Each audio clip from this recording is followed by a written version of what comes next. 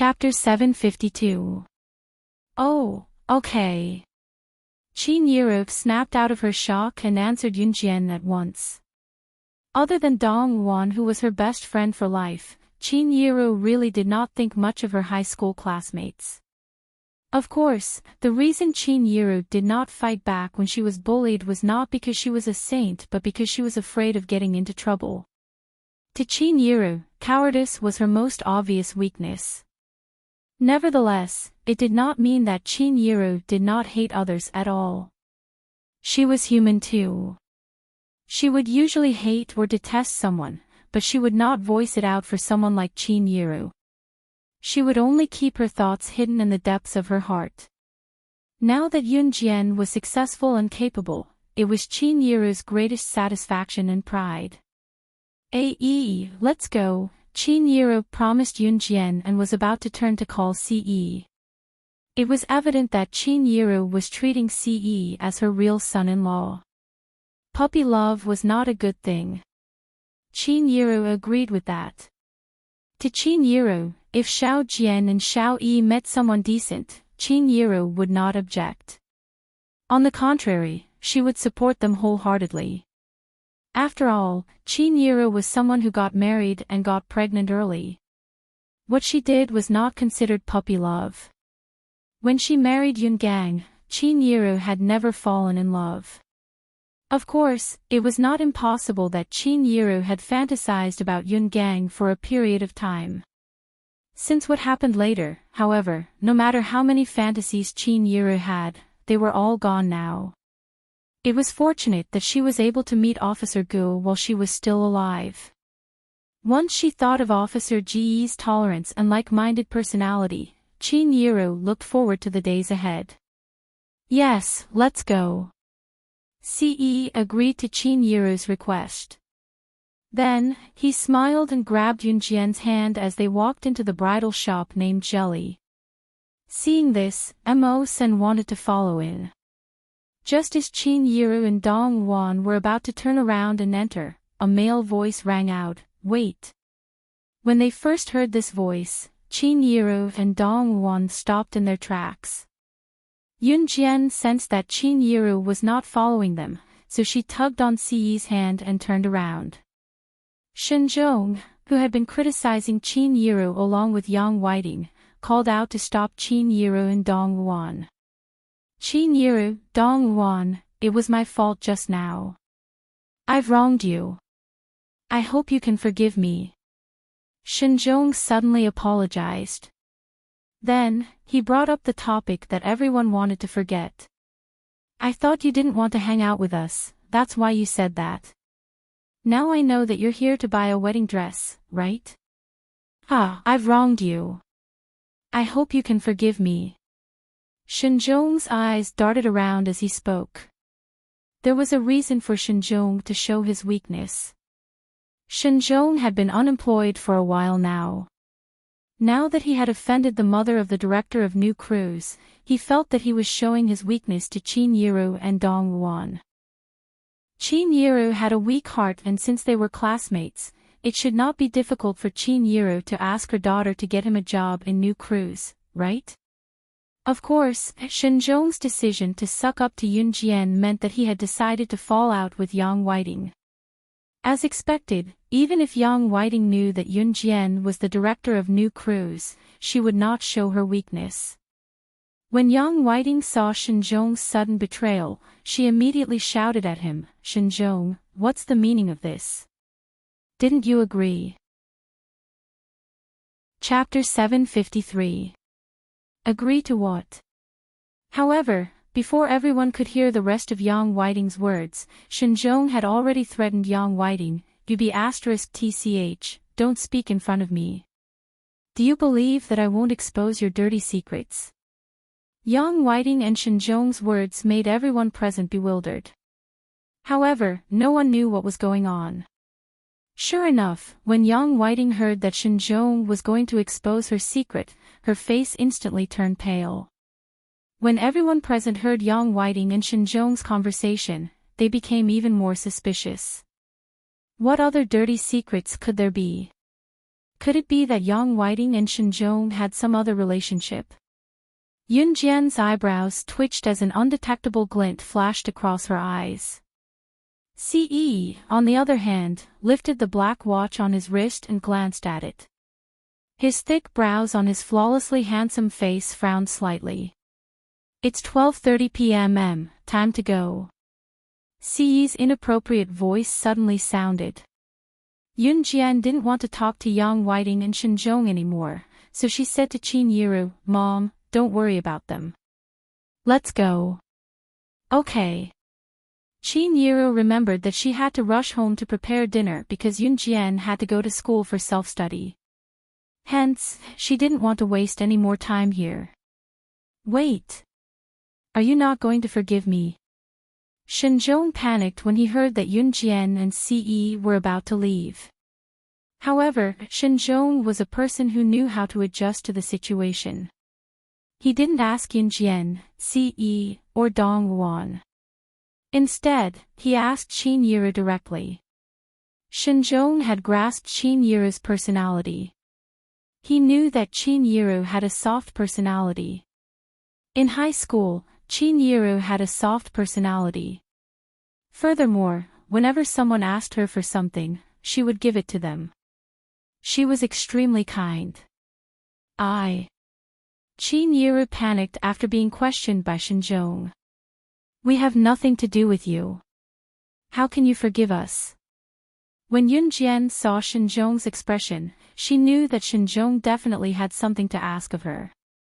Hence, Yunjian took over Qin Yiru's words and said to Shinjong. The meaning of Yunjian's words could not be more obvious. Even if Yunjian couldn't guess what Shinjong was thinking, she had a rough idea.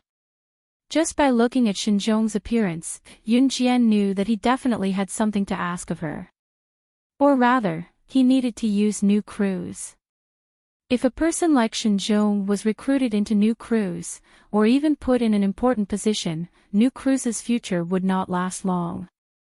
Mom, let's go. Yunjian shook off Ce's hand this time and walked over to pull Qin Yiru towards Jelly Bridal Boutique. Seeing Yunjian and the rest walk into Jelly Bridal Boutique, Shinjong's wishful thinking was ruined. He looked on hatefully as Yunjian's figure disappeared before him. However, there was nothing he could do about it.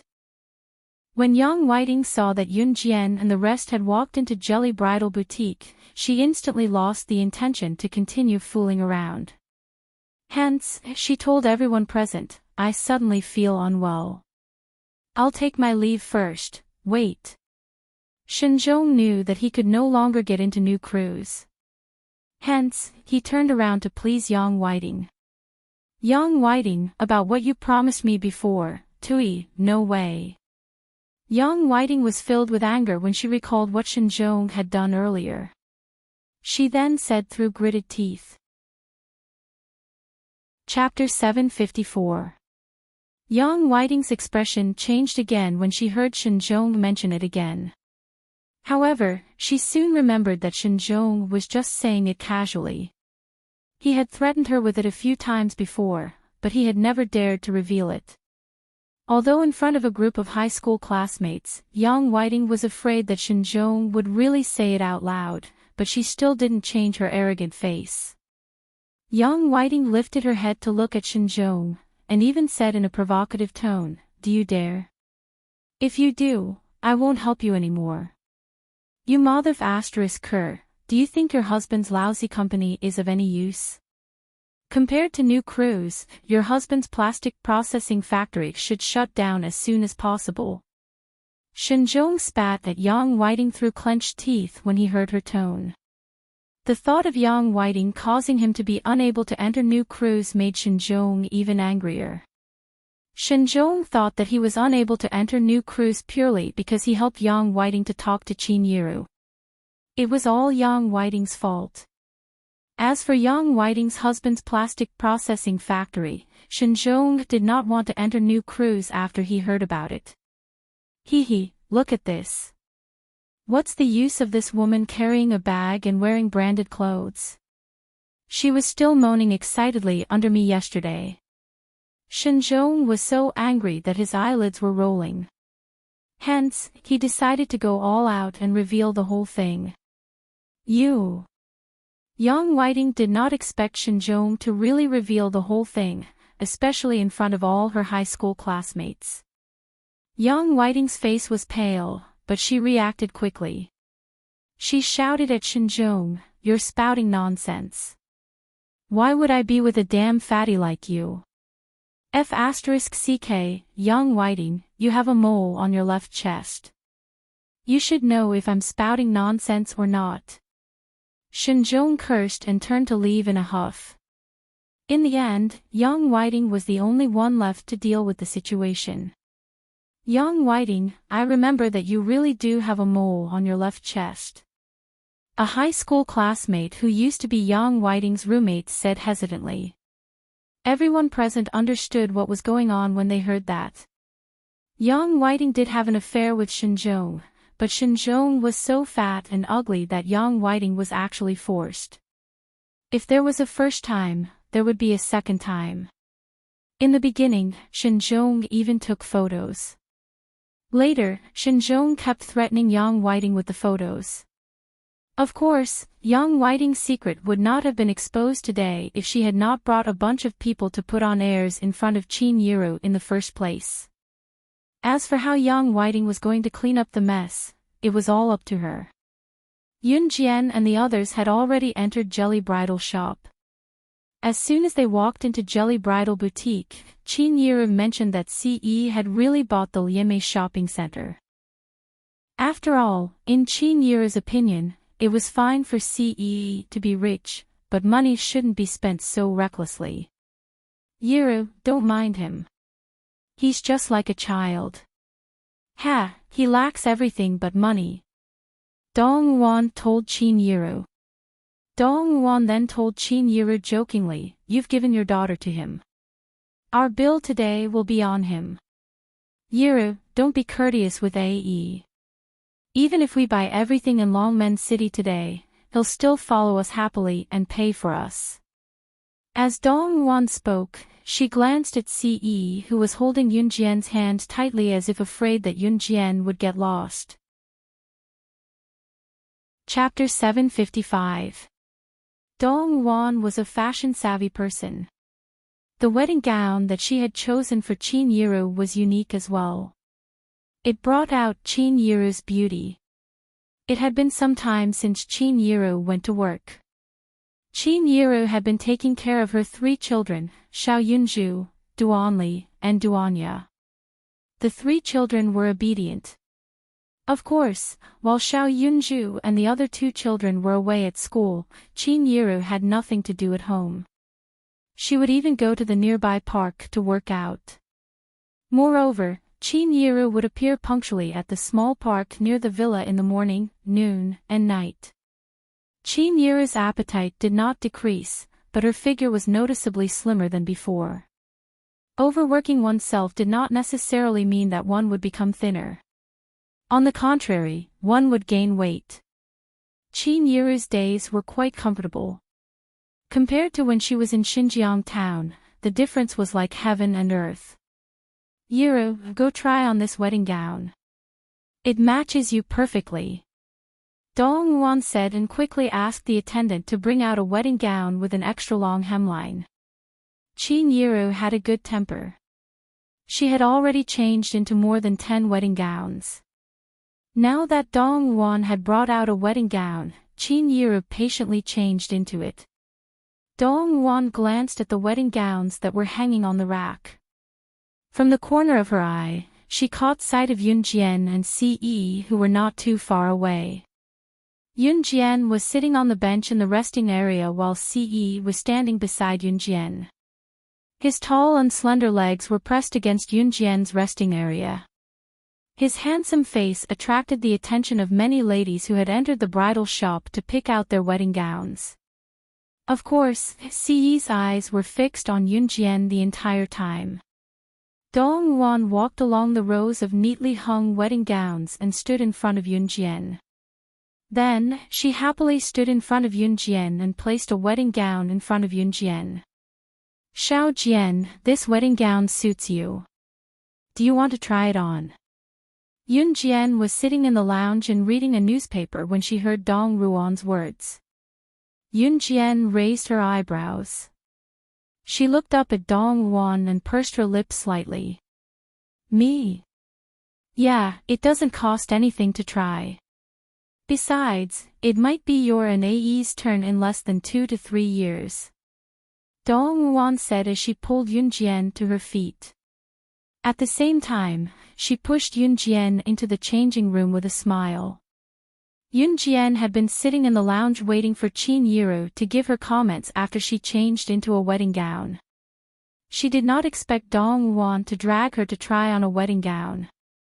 Yun Jian tugged at the corners of her lips, but she eventually took the wedding gown that Dong Ruan had forcefully passed to her with a smile and entered the changing room. Siyi's dark eyes glinted before he turned his gaze to the changing room where Yun Jian was changing. Dong Ruan snickered behind Siyi at the sight. This wedding gown is a little tight. Qin Yiru had already come out of the changing room. She shrank back and looked around before asking, "Where's Xiao Jian?" "I asked her to try on the wedding gown." "Ha ha." Dong Ruan giggled. Before Qin Yiru could react, the door to Yun Jian's changing room opened. Everyone's gaze turned to the door. Yun Jian was wearing a one-shoulder strapless wedding gown that did not reach the floor. The simple and crisp wedding gown was just like her, bright and dazzling. Yun Jian's fair skin paired with the pure white wedding gown made her look like an angel who had returned from heaven. It was so tempting that one could not wait to rub her into their body. "Is it strange?" Yun Jian asked when she saw that everyone was stunned. She looked down at the wedding gown she was wearing. Chapter 756. When Yun Jian came out, Si did not react much, but it could be seen from his abrupt squint that he was taken aback. Yun Jian had a great figure. She had the best curves in all the right places. There was not a single bit of flesh missing from her body and not a single bit of excess in the places where there should not be flesh. Her slender yet voluptuous legs were covered by the hem of the wedding gown, but the gown's design was a one-shoulder spaghetti strap and a tube top. Yun Jian's ample bosom and her slim yet voluptuous arms were paired with her curvy waist and slightly perky bottom. Yun Jian was mesmerizing no matter how one looked at her. Even Mo Sen, who had never been attracted to women, could not help taking a few more glances. It was only when he felt Siyi's murderous glare that he realized that he was openly checking out his young mistress in front of the young master. Mo Sen hurriedly averted his gaze. He even coughed to cover up his awkwardness at the moment. "What's the rush, kid? Why are you buying a wedding gown so early?" Dong Ruan came over and glared at Siyi with a grin before holding Yun Jian's hand. "I told you this wedding gown suits you." There was no need to mention how beautiful it was. "Ha!" Dong Ruan said and patted the back of Yun Jian's hand affectionately. Yun Jian looked back with a smile. "My Xiao Jian looks good in anything, unlike me. My figure is already out of shape." Qin Yiru came over with a grin as well. "So you have to work out well. You must look beautiful on our wedding day." Dong Ruan said with a grin. May I ask?" It was then that a low male voice was heard. They turned their heads and saw a middle-aged man standing in front of them with a digital camera in his hand. The middle-aged man was slightly plump and wore a pair of round spectacles. He looked rather refined and cultured. When Qin Yiru saw the middle-aged man, she thought that he was here to ask for directions, so she replied. "Excuse me, is this young lady your daughter?" In terms of appearance, Yun Jian and Qin Yiru were quite similar. Therefore, the middle-aged man hung the digital camera in front of his chest and asked Qin Yiru. Qin Yiru was a little suspicious, but she still nodded. "It's like this. I'm a talent scout from Baiguang Model Agency. My name is Xiao Jingmin. I just happened to see your daughter's stunning beauty, so I want to hire her to our company. The man who claimed to be a talent scout, Xiao Jingmin, said as he took out a business card from his pocket. Just as Xiao Jingmin was about to pass the business card to Qin Yiru, Ce said decisively, "She won't go." Ce was already taller than the average person. Xiao Jingmin was about 1.75 meters tall, which was not considered short among men. However, compared to Ce, who was 1.85 meters tall, he had to raise his head slightly to look at him. Ce was shielding Yun Jian behind him with a slight frown. His unapproachable expression sent chills down one's spine. However, a talent scout like Xiao Jingmin was used to seeing all kinds of people in the secular world. Although he was slightly stunned, he did not know who this man was. However, Xiao Jingmin still passed the business card to Qin Yiru and said to Qin Yiru, "Our company is a legitimate company, and I'm responsible for attracting people with potential to our company. If you're interested." Xiao Jingmin was indeed shocked by Yun Jian's shocked expression, but he completely ignored Ce's words. After all, Yun Jian was definitely a student at her age. Since she was a student, her mother would definitely be in charge of her company. Chapter 757. Was this Xiao Jingmin courting death? Didn't he hear what I said? A murderous glint flashed across Ce's eyes. Whenever he thought of Yun Jian's appearance being peeked at by outsiders, he would have the urge to kill the other party immediately. Xiao Jingmin was so scared that his whole body almost trembled when he heard Ce's voice. Ce's voice was dignified and respectful, especially when he revealed his murderous intent. There were not many people in the world who could look him in the eye. Although Xiao Jingmin was shocked, he quickly calmed down. As someone in Xiao Jingmin's line of work, he had seen a lot of ups and downs. Moreover, Xiao Jingmin had encountered someone who chased after him with a broom and beat him up before. Of course, Xiao Jingmin's job was to discover new stars and find new models for his company or actors in the entertainment industry. This was his job and his goal. In order to achieve his goal, Xiao Jingmin would do whatever it took. Xiao Jingmin discovered Yun Jian because he wanted to take a digital camera into the bridal shop to film some daily activities. However, he did not expect to capture such a scene. A girl opened the door to the dressing room. At that moment, it was as if she was illuminated by a beam of light. Xiao Jingmin felt like he had never seen such a beautiful scene in his life. Her graceful figure, coupled with the strapless and one-shoulder wedding gown, made her every move seem like a fairyland. It was even more beautiful than the scenery in fairyland. Xiao Jingmin was completely mesmerized. That was why he wanted to rope Yun Jian into his company. Can you seriously consider it? If you join our company, you will have a bright future. For example, if you intern at our company for a few years, we can arrange for you to debut.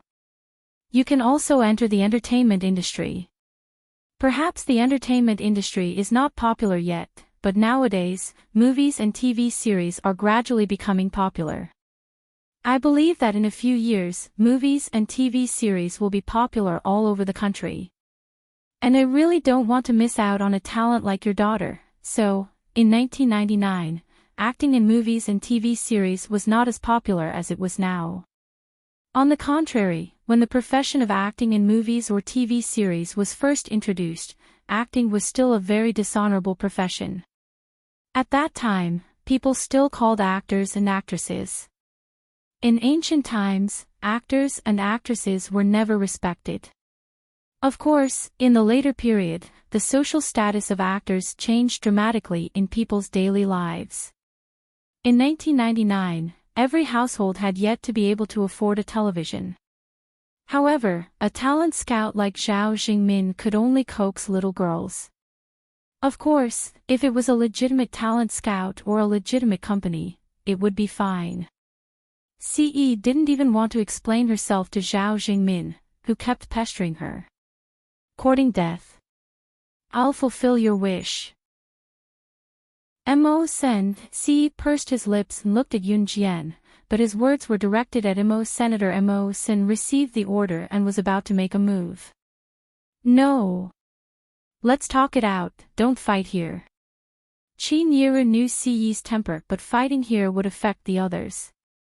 Qin Yiru was kind-hearted, so she stopped her. As soon as Qin Yiru stopped her, Mo Sen immediately stopped. This was the future mother-in-law of the young master. How could he dare to offend her? However, Qin Yiru had already turned to look at Zhao Jingmin and said apologetically, I just want my child to live a peaceful life, so I'm sorry. At the same time, thank you for your praise of my child. Qin Yiru didn't want Yun Jian to be a model or enter the entertainment industry. Chapter 758.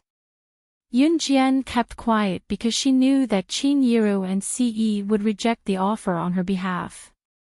Yun Jian had no intention of entering the entertainment industry either.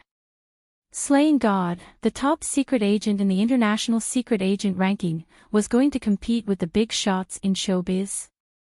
If word got out and Yun Jian's old friends heard about it, wouldn't they be laughing their heads off? Zhao Jingmin panicked when he heard that. In spite of it, he did not want to let go of such a good seedling like Yun Jian, so he came up with a new way to persuade the girl. We're no longer in a feudal society. Children should have their own opinions. What if your child wants to do it if you reject it like this? Aren't you going to ask for her opinion? As he spoke, Zhao Jingmin looked at Yun Jian. It was obvious that Zhao Jingmin had completely forgotten what Ce had said just now. Perhaps to Zhao Jingmin, Ce was scary, but he would do anything to achieve his goal for his job. Moreover, although people nowadays thought that actors were just entertainers and were at the bottom of society, this was not the case for children. Nowadays, the new generation of young people had already regarded some actors as their idols. However, there were also people from the older generation who looked down on actors. Therefore, Zhao Jingmin thought that Qin Yiru might not know, but a young student like Yun Jian should know, right? After all, it was such a great opportunity that some people did not even have the chance to enter the entertainment industry. Qin Yiru knew what Yun Jian was thinking, but since Zhao Jingmin asked, Qin Yiru asked Yun Jian a question out of courtesy. Zhao Jian, go ahead, Qin Yiru told Yun Jian. After Qin Yiru shifted her gaze to Yun Jian, the rest of the group shifted their gaze to Yun Jian as well. Zhao Jingmin was brimming with confidence. After all, youngsters nowadays who were slightly attractive wanted to enter the entertainment industry. On the other hand, the older generation ostracized actors. To put it bluntly, a talent scout like Zhao Jingmin was looking for such a pure and innocent girl. Young girls who didn't know anything were their targets. They were the ones who were easily deceived. After all, one could become an idol and dazzle in the entertainment industry. Zhao Jingmin had taken advantage of this to trick many innocent girls. Zhao Jingmin did not believe that a girl as pretty as Yun Jian would not want to enter the entertainment industry. I don't want to. These two simple words summed up his decision. Yun Jian's reply killed Zhao Jingmin's idea. Ah, okay. Zhao Jingmin appeared to be very disappointed. Before Zhao Jingmin could finish his words, however, Ce's hand was already holding Yun Jian's hand as they went to the changing room. Ae, where are you going? Qin Yiru stuck her head out to ask. To change, Ce glanced at Yun Jian's wedding gown and replied to Qin Yiru. It was because of this wedding gown that they got into trouble, so he wanted her to change out of it. Her beauty was only for him to see. This child. Qin Yiru could hear Ce's angry tone and moved her lips slightly. Let them be. Let's hurry up and choose yours. Dong Yuan chuckled and pulled Qin Yiru to continue trying on the wedding gown. Zhao Jingmin, who stood where he was, watched Ce pull Yunjian into the changing room with his own eyes, completely ignoring it. Zhao Jingmin clenched his fists in an unnoticeable spot and gritted his teeth in hatred. Neither he nor his company would let go of such a beauty. He would absolutely not stop. Chapter 759. Yunjian only realized what had happened after Ce pulled her into the changing room. How was she going to change now that he had followed her in? Moreover, the wedding gown came with its own bra. She had removed her bra when she was wearing it. If she were to change in front of Ce, wouldn't she be completely naked except for her lower body? I'm going to change now. Get out, Yunjian said as she pushed Ce. Ce admitted that he was indeed interested in Yunjian, but he wasn't that horny. Moreover, his woman would be his forever. She couldn't escape from him. Ce curved his lips slightly. He turned and walked out of the changing room with a smile and stood at the door. Ce only held Yunjian's hand again after she had changed and walked out of the changing room. Would you like to buy this wedding gown? The attendant at the side took out the wedding gown that Yunjian had just worn and arranged it neatly before she turned to ask Ce and Yunjian. Yes. Ce's thin lips moved. His eyes were fixed on Yunjian the entire time, but his words were directed at the attendant. The attendant immediately went to pack the wedding gown after hearing his words. I don't need it now, Yunjian couldn't help but say. She was 16 years old and was only in her 3rd year of middle school. If she had gotten married earlier, it would have been fine. However, based on the current situation, she really didn't need this wedding gown. After all, even if they were going to get married, it was still too early to talk about it. Moreover, she had accompanied Qin Yiro to buy a wedding gown today. In the end, she had gotten involved and picked one before Qin Yiro. You need it. After you buy it, you can only wear it for me to see. Ce looked at Yunjian. His sharp eyebrows and starry eyes seemed to be able to speak. Yunjian pursed her lips when she heard this. A slight blush appeared on her cheeks, but on the surface, her expression did not change at all. She was very calm and composed. Ce's words made some of the women in the store blush, even though she wasn't talking to any of them. What about this? How about this one? It's not tight, and I think it fits me well. At this moment, the door of another dressing room opened and Qin Yiro walked out in a floor-length wedding dress. Qin Yiro had put on weight before, but now her figure had improved a lot. When Qin Yiro put on the wedding dress and walked out of the dressing room, everyone's eyes lit up. The wedding gown accentuated Qin Yiro's elegance. The floor-length hemline was very long, and the wedding dress looked as if it was decorated with diamonds. It shone brightly from afar. Qin Yiro's skin was very good, and Yunjian most likely looked like her, except that Qin Yiro looked slightly fatter than Yunjian. However, if Qin Yiro slimmed down, she wouldn't look old even if she was middle-aged. Therefore, this sparkling wedding dress looked very elegant on Qin Yiro. Everyone present could not help but take a few more glances. Wow, this one looks good. Yiro, we'll take this one. Dong Wan saw this and immediately ran to Qin Yiro's side to look at Qin Yiro a few times. Slim down a little more. Those who didn't know when you got married might think that you're a young lady in your early 20s. We'll take this one. Dong Wan said. When Qin Yiro heard this, she smiled and looked at Yunjian and Ce. Mom, it looks good. We'll take this one, Yunjian said. Very good. Even Ce gave the highest praise. Chapter 760. Mo Sen, pay the bill. Upon hearing Dong Wan say that Qin Yiro would marry Yunjian as soon as she was happy, Ce's thin lips moved as he hurriedly spoke. The corners of Mo Sen's mouth twitched. Young master, you weren't such a proactive person in the past. However, Mo Sen still didn't say anything as he walked over to pay for the 2 sets of wedding gowns. In addition to a pure white wedding gown, a wedding gown would also be required. Of course, some families that weren't rich enough wouldn't even buy a wedding gown. They would only have a traditional red wedding gown. Although Mo Sen had already bought all the stores in the United Luenmai shopping center, including the goods in the stores, he still needed Manager Yang to negotiate with the merchants of the entire United Luenmai shopping center. After signing a contract, he would finally transfer it out. There were still many steps in the process. Of course, CE didn't lack the money. He couldn't wait, so he naturally paid the bill first.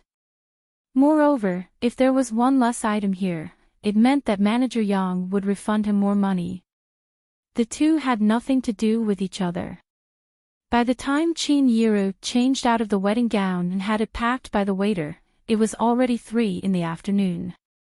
Time passed very quickly.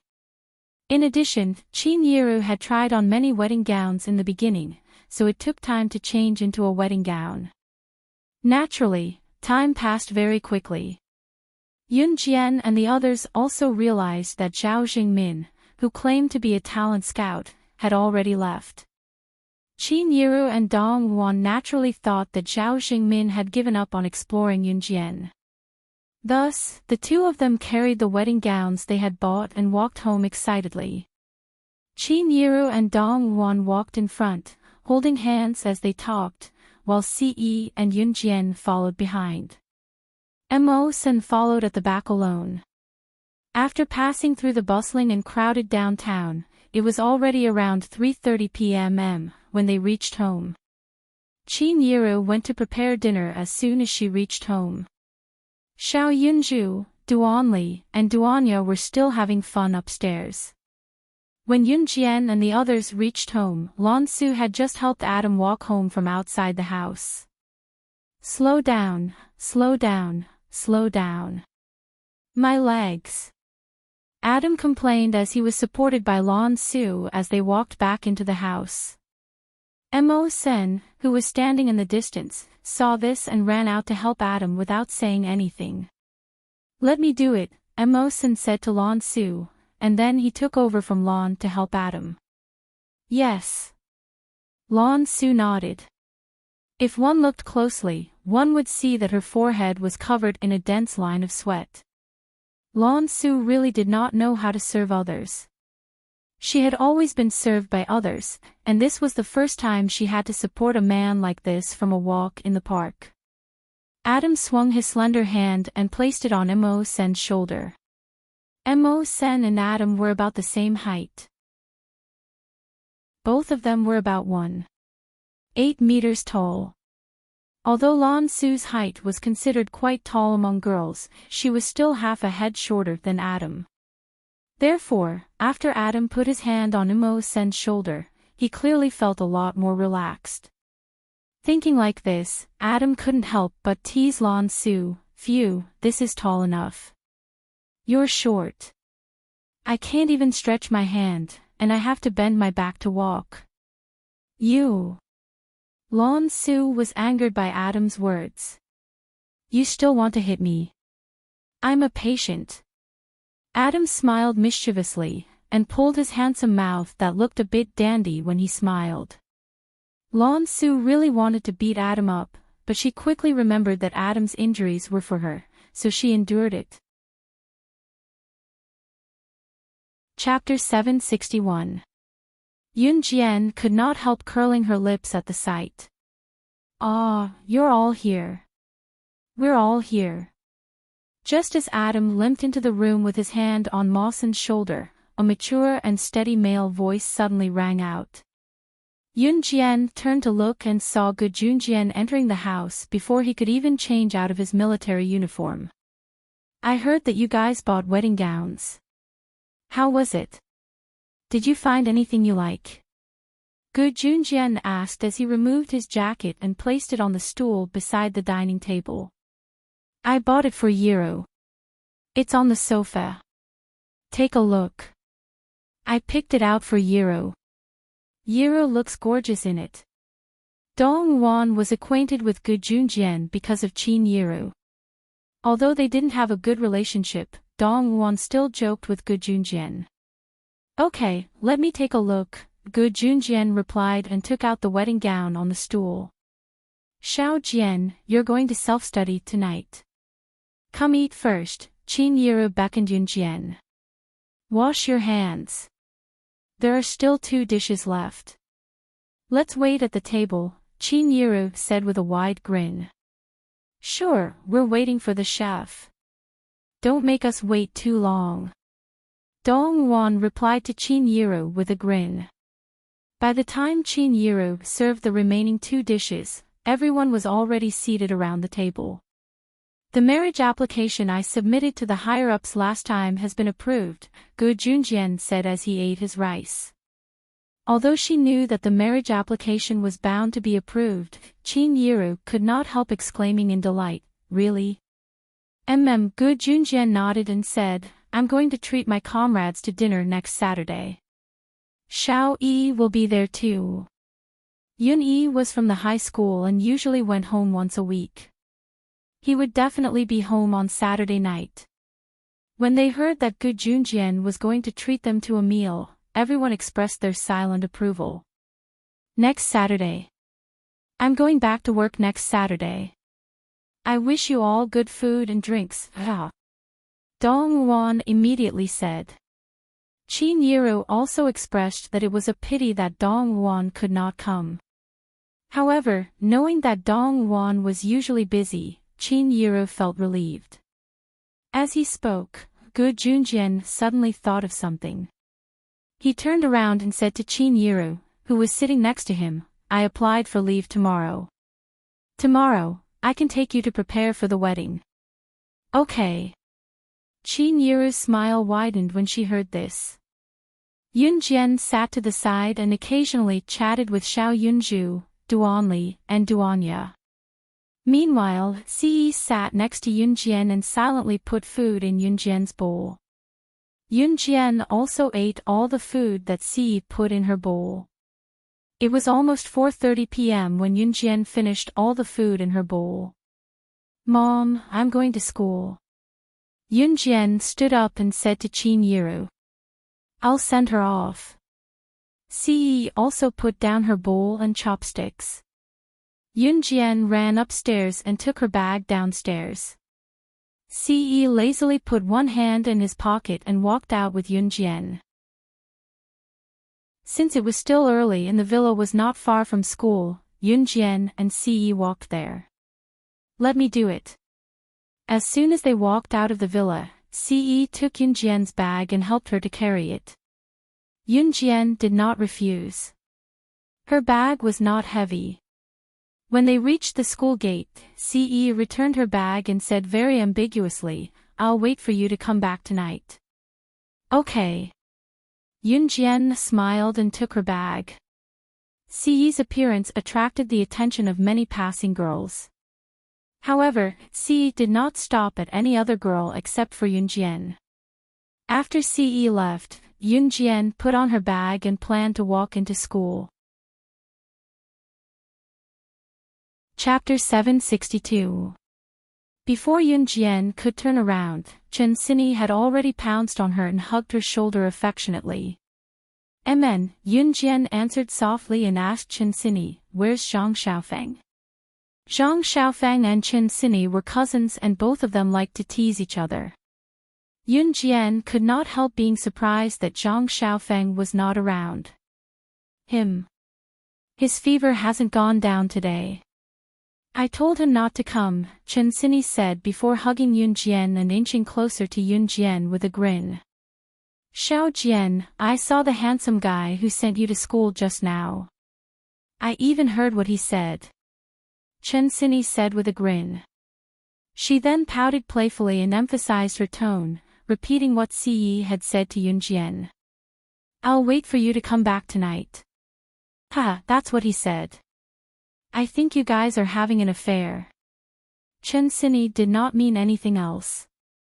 She was just playful and liked to imitate others. In spite of it, Yunjian blushed at once when she heard it. Wow, that's unbelievable. Xiao Jian, you're blushing. Chen Xinyi exclaimed in surprise when she caught the blush on Yunjian's cheeks.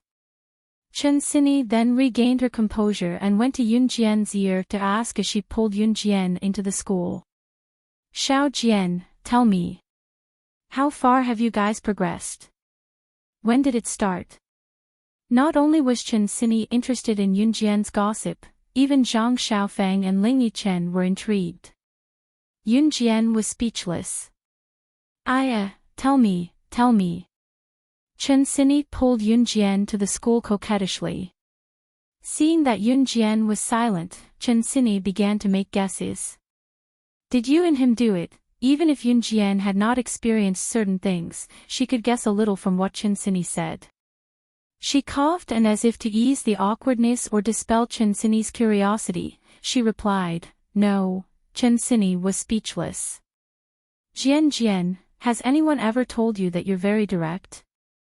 Being pestered by Chen Xinyi all the way, it was time for the evening self-study session when they returned to the classroom.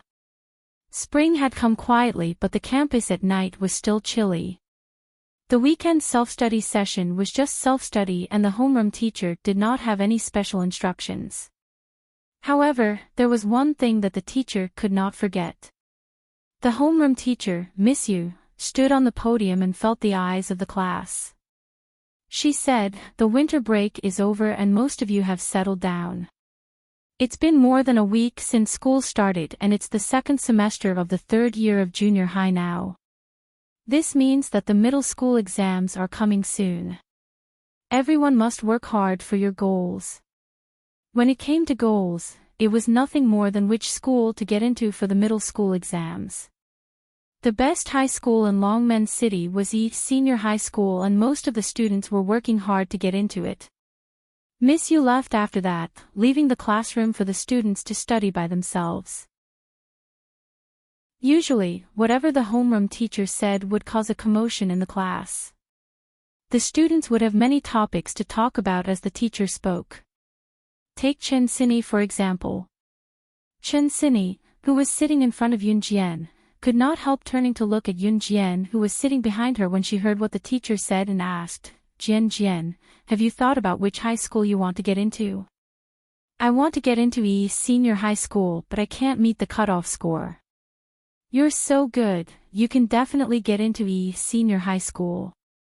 Yunjian's results were first in the 5-school joint entrance exam, so everyone's ears perked up when Chen Xinyi asked. Chapter 763.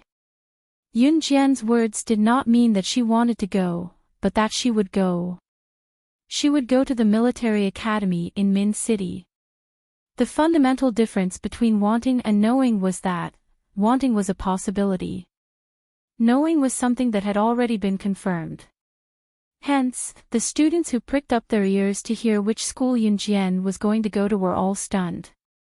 Sitting on Yunjian's left was a fat man named Zhang Jian. When Zhang Jian heard Yunjian's words, he immediately burst into laughter. Her classmates snapped out of their daze and finally reacted.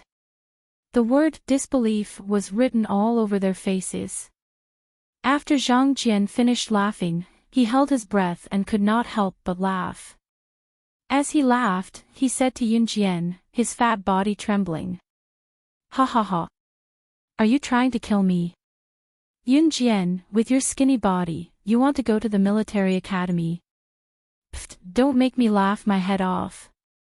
Who would dare to accept you in a place like the military academy? That's right, Yunjian, your grades are good, but it's the military academy. The military academy requires people with superb physical fitness to get in. Do you think the military academy will accept just anyone? As soon as Zhang Jian spoke, someone immediately chimed in.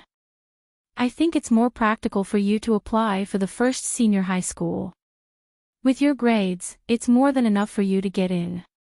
When the application form for the high school entrance exam comes out, Yunjian, don't be stupid enough to apply for the military academy. Otherwise, you won't even be able to get into the first senior high school. Yunjian was the top scorer in the 5-school joint examination. At the same time, she naturally became the role model of the entire class. When they heard that Yunjian wanted to apply for the military academy, everyone present could not help but advise Yunjian against it. After all, other than Chen Xinyi, no one present knew that Yunjian was an advanced special forces soldier. Apart from those present, a large group of teachers in the office also knew that Yunjian had joined the special forces. After all, Gu Junjian had personally come to the school to invite Yunjian to join the advanced special forces. It had happened in the office back then. Yunjian also agreed to join in the presence of many teachers in the office. If you don't know what to say, then say it. Chen Xinyi immediately stood out to defend Yunjian. Although it was the evening self-study period, everyone present had already started chatting. Unless the homeroom teacher came back, no one would be able to calm down. Of course Jianjian can get into the military academy. If she can't, you guys won't be able to. Chen Xinyi declared confidently. When the 3rd year of junior high was about to graduate, someone would come to the graduating class to select students with good physical fitness to go to the military academy. The boys were summoned to the military academy. The girls were recruited to become air stewardesses in the future. In 1999, ordinary people could not afford to fly. If they went to military school, they would be assigned jobs after graduation. Therefore, these 2 schools were undoubtedly the places that the students in the class yearned for. However, there were only a few people in the entire Dragon Gate No. 1 high school who could be selected. Chen Xinyi, why are you so confident that she can get into the military academy? I don't think she can even reach the lowest threshold of the military academy with her tiny frame. Zhang Jian continued with a flick of his plump body. You. Chen Xinyi was angered by what Zhang Jian said. Chapter 764. After this male voice was heard, everyone present was a little stunned. They then turned around to see a figure appear at the back door of the classroom. Zhang Xiaofeng was holding onto the door frame at the back of the classroom. Everyone was stunned when they saw Zhang Xiaofeng appear out of nowhere.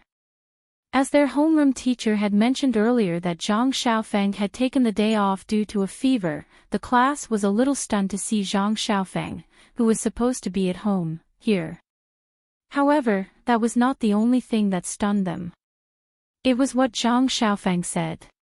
Zhang Xiaofeng said that Yunjian was an advanced special forces soldier. That was not the point. The point was that Yunjian was Team Monarch/God. What kind of joke was that? Team Monarch had now become the idol of countless youths, especially the boys in school, who looked up to them. The reason was simple. Team Monarch was a team formed by advanced special forces soldiers who were around the same age as them. Most importantly, the 7 members of Team Monarch had all become members of the Advanced Special Forces. Advanced Special Forces. Even some veteran Special Forces soldiers who had been in the military for decades could not become Advanced Special Forces soldiers. How old were the 7 members of Team Monarch? They were already members of the Advanced Special Forces. However, the most terrifying person in Team Monarch was Slashing God. Slashing God was a legendary figure. It was said that the internationally renowned Inferno Ring, an organization that was second only to An Hun Group and Kosha mercenaries, was annihilated by Slashing God, who led the Zhe province army and joined forces with An Hun Group and Kosha mercenaries. Rumors about Slashing God were endless. All the boys in the classroom had heard of Team Monarch's Slashing God.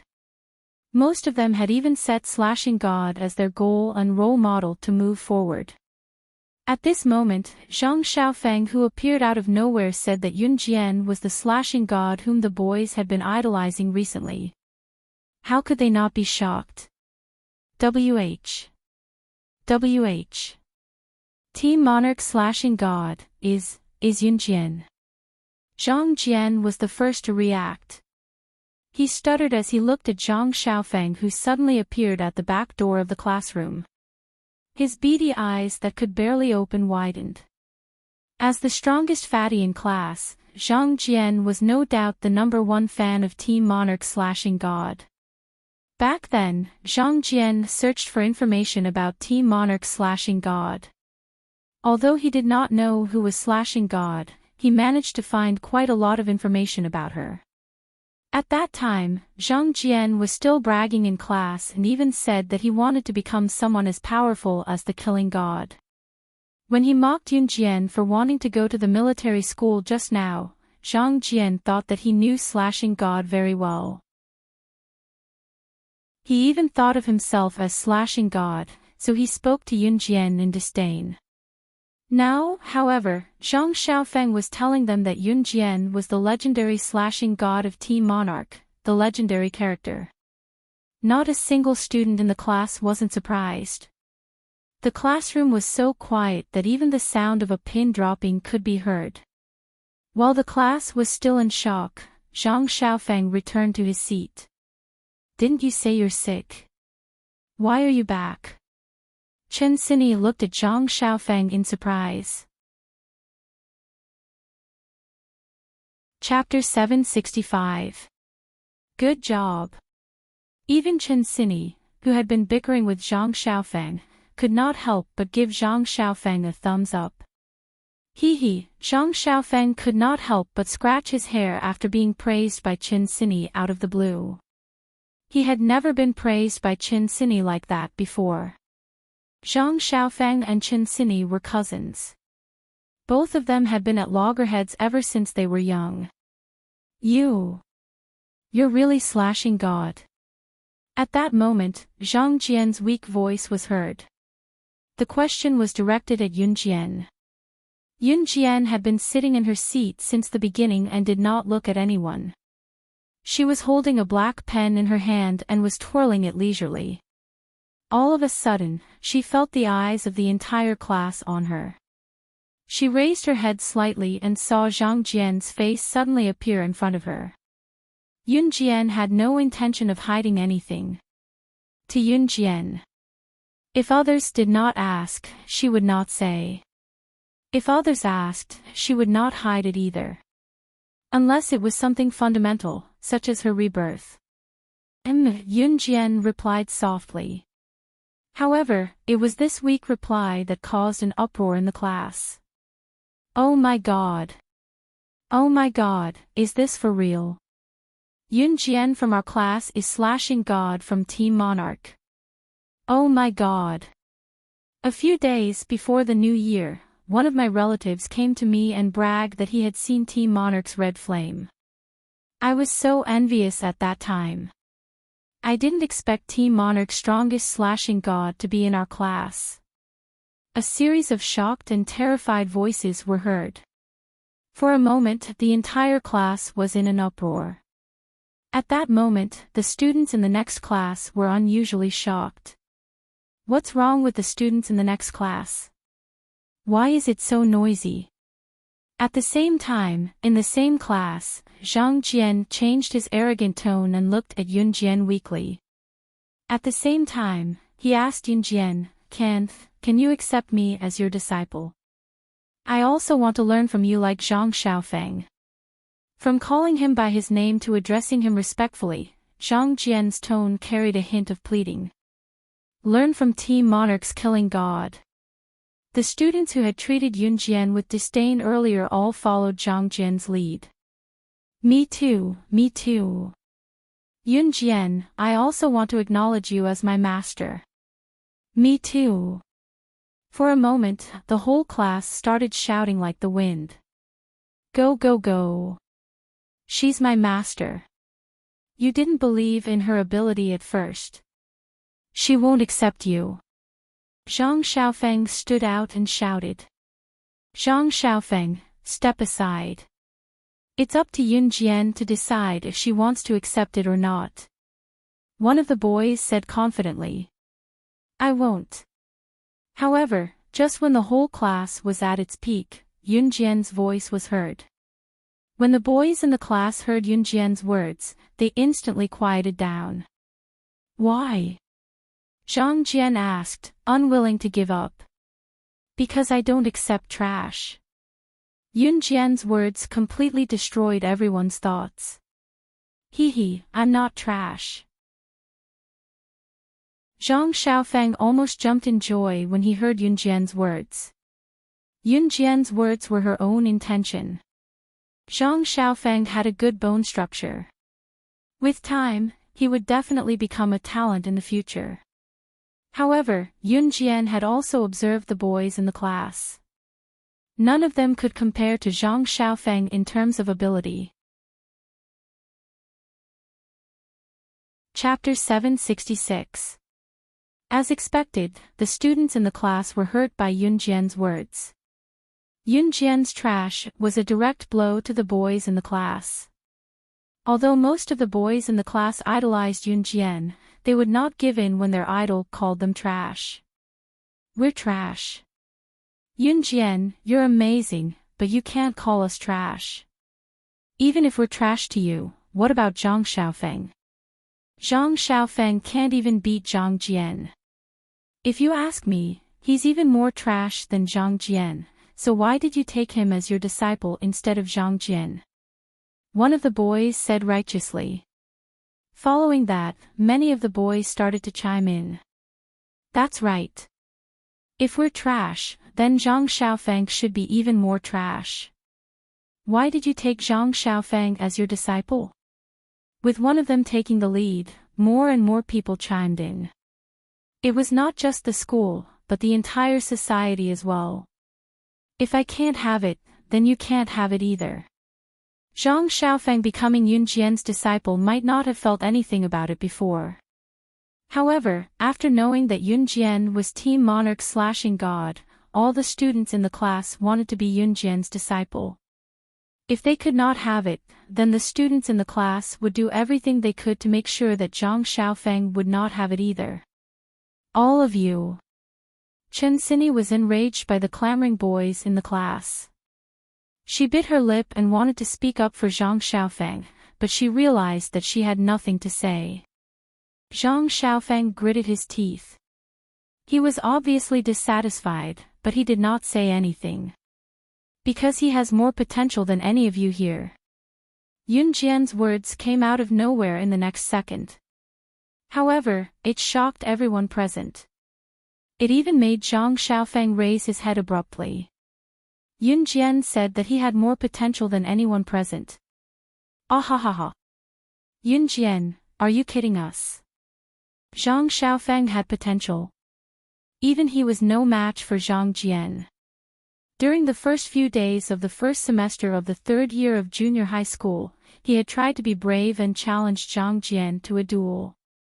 He had been beaten up by Zhang Jian. You even said that he has great potential. Are you kidding us? Another boy in the class laughed and joked, but what he said was the truth.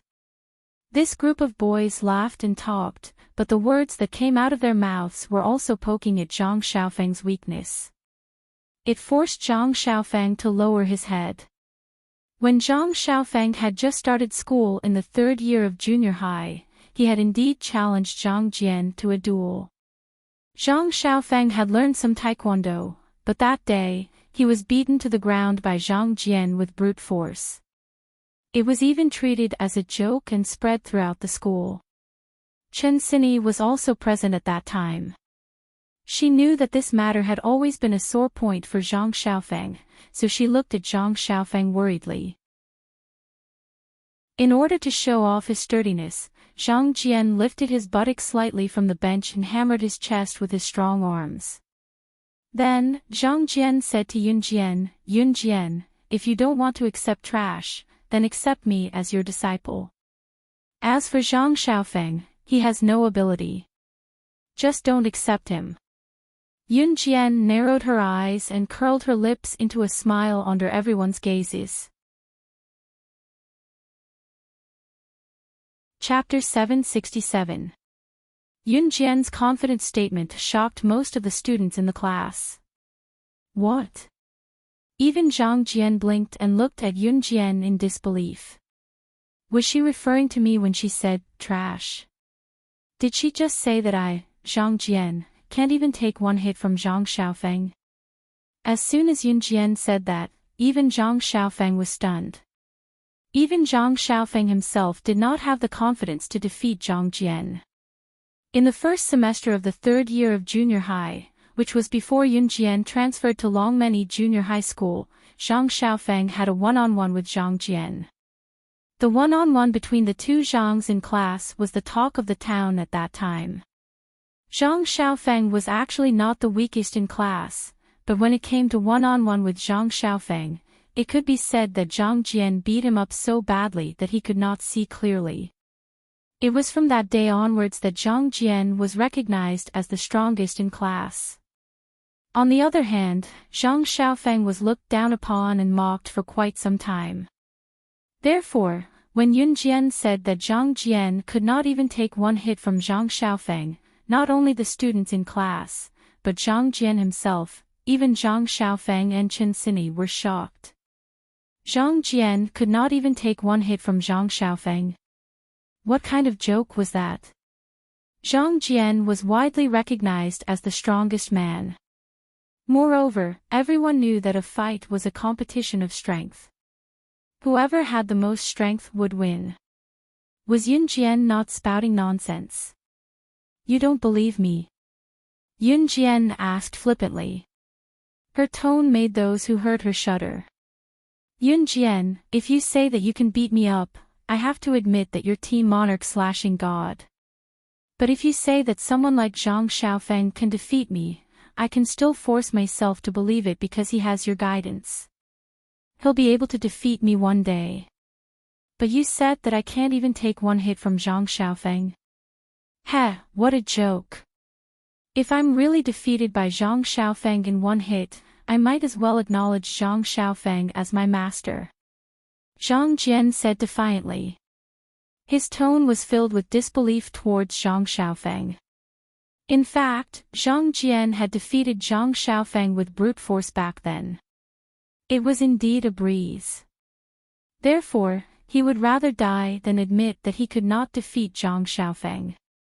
Unless he really couldn't take a single blow from Zhang Xiaofeng. Are you serious? Yun Jian asked with a raised brow. Yun Jian's sudden question stunned Zhang Jian for 2 seconds. Then, to show off his manliness, he said firmly, of course I'm serious. If I can't even take one hit from Zhang Xiaofeng, I'll beg him to be my master. Then it's decided. Yun Jian narrowed her eyes slightly.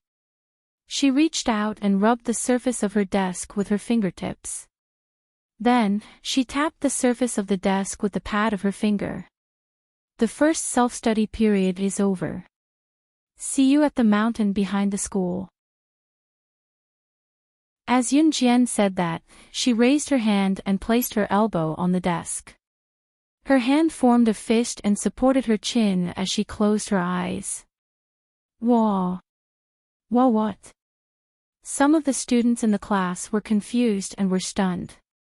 Was this a challenge? Master! Zhang Xiaofeng called out softly. At the same time, he clenched his fist. Yun Jian, you want Zhang Xiaofeng and I to fight again? Zhang Jian pointed at himself and then at Zhang Xiaofeng. He looked at Yun Jian and asked. You don't dare to fight? Yun Jian said with her eyes closed. Chapter 768. I'm always up for it. Although Zhang Xiaofeng was not confident, since Yun Jian had accepted the challenge for him, he would not be a coward. Humph. Zhang Jian turned his head away with a smirk. Soon, the class quietened down.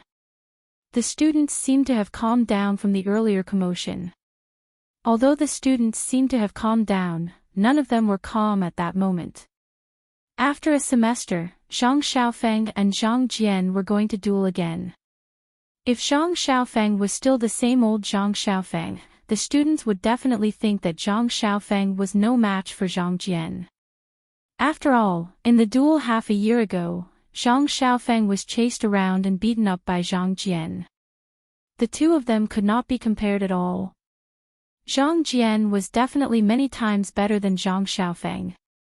However, things were different now. Zhang Xiaofeng had Slashing God from Team Monarch as his master and had been learning from Yun Jian for half a year. Who was Yun Jian? She was the legendary Slashing God with unparalleled strength.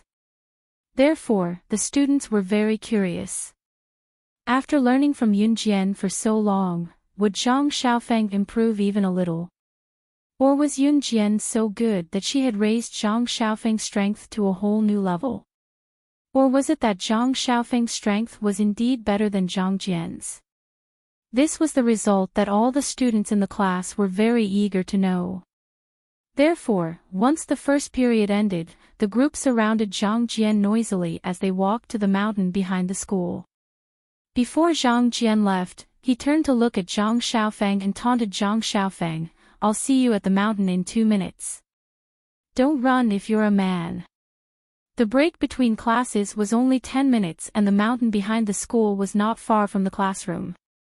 After saying that, Zhang Jian led a group of people to the back of the mountain noisily. Jian. Zhang Jian has brute strength. I'm afraid that Zhang Xiaofeng. Chen Xinyi had seen Zhang Xiaofeng being beaten down back then. She still remembered how Zhang Xiaofeng was beaten down, so she spoke to Yun Jian with lingering fear. Before she could finish, however, Yun Jian cut her off. What's there to be afraid of? He has brute strength, but he's still a useless piece of trash. Trust me, if Zhang Xiaofeng loses to Zhang Jian today, you can pick any hotel in Longmen City. I'll treat you 1,000 times. Some of the boys and girls who were still in class gasped when they heard Yun Jian. Treat 1,000 times. Did Yun Jian have so much money that she had nowhere to spend it? Chen Xinyi nodded. Yun Jian had already stood up from her seat. The night breeze was chilly, but it gave people a relaxed and happy feeling. Are you scared? Yun Jian asked as she turned to look at Zhang Xiaofeng from the corner of her eyes. What's there to be scared of? Today, I must beat that Zhang Jian until he is lying on the ground. I can't embarrass you, master. Zhang Xiaofeng told himself that he must win today. He was Yun Jian's pride today. Let's go. Zhang Xiaofeng said and was about to leave the classroom. Wait for another 2 minutes. Yun Jian's voice rang. Ha! Zhang Xiaofeng was confused. After all, there were only 10 minutes before class ended. If they waited for another 2 minutes, it would be almost 4 to 5 minutes by the time they walked from the classroom to the mountain behind the school.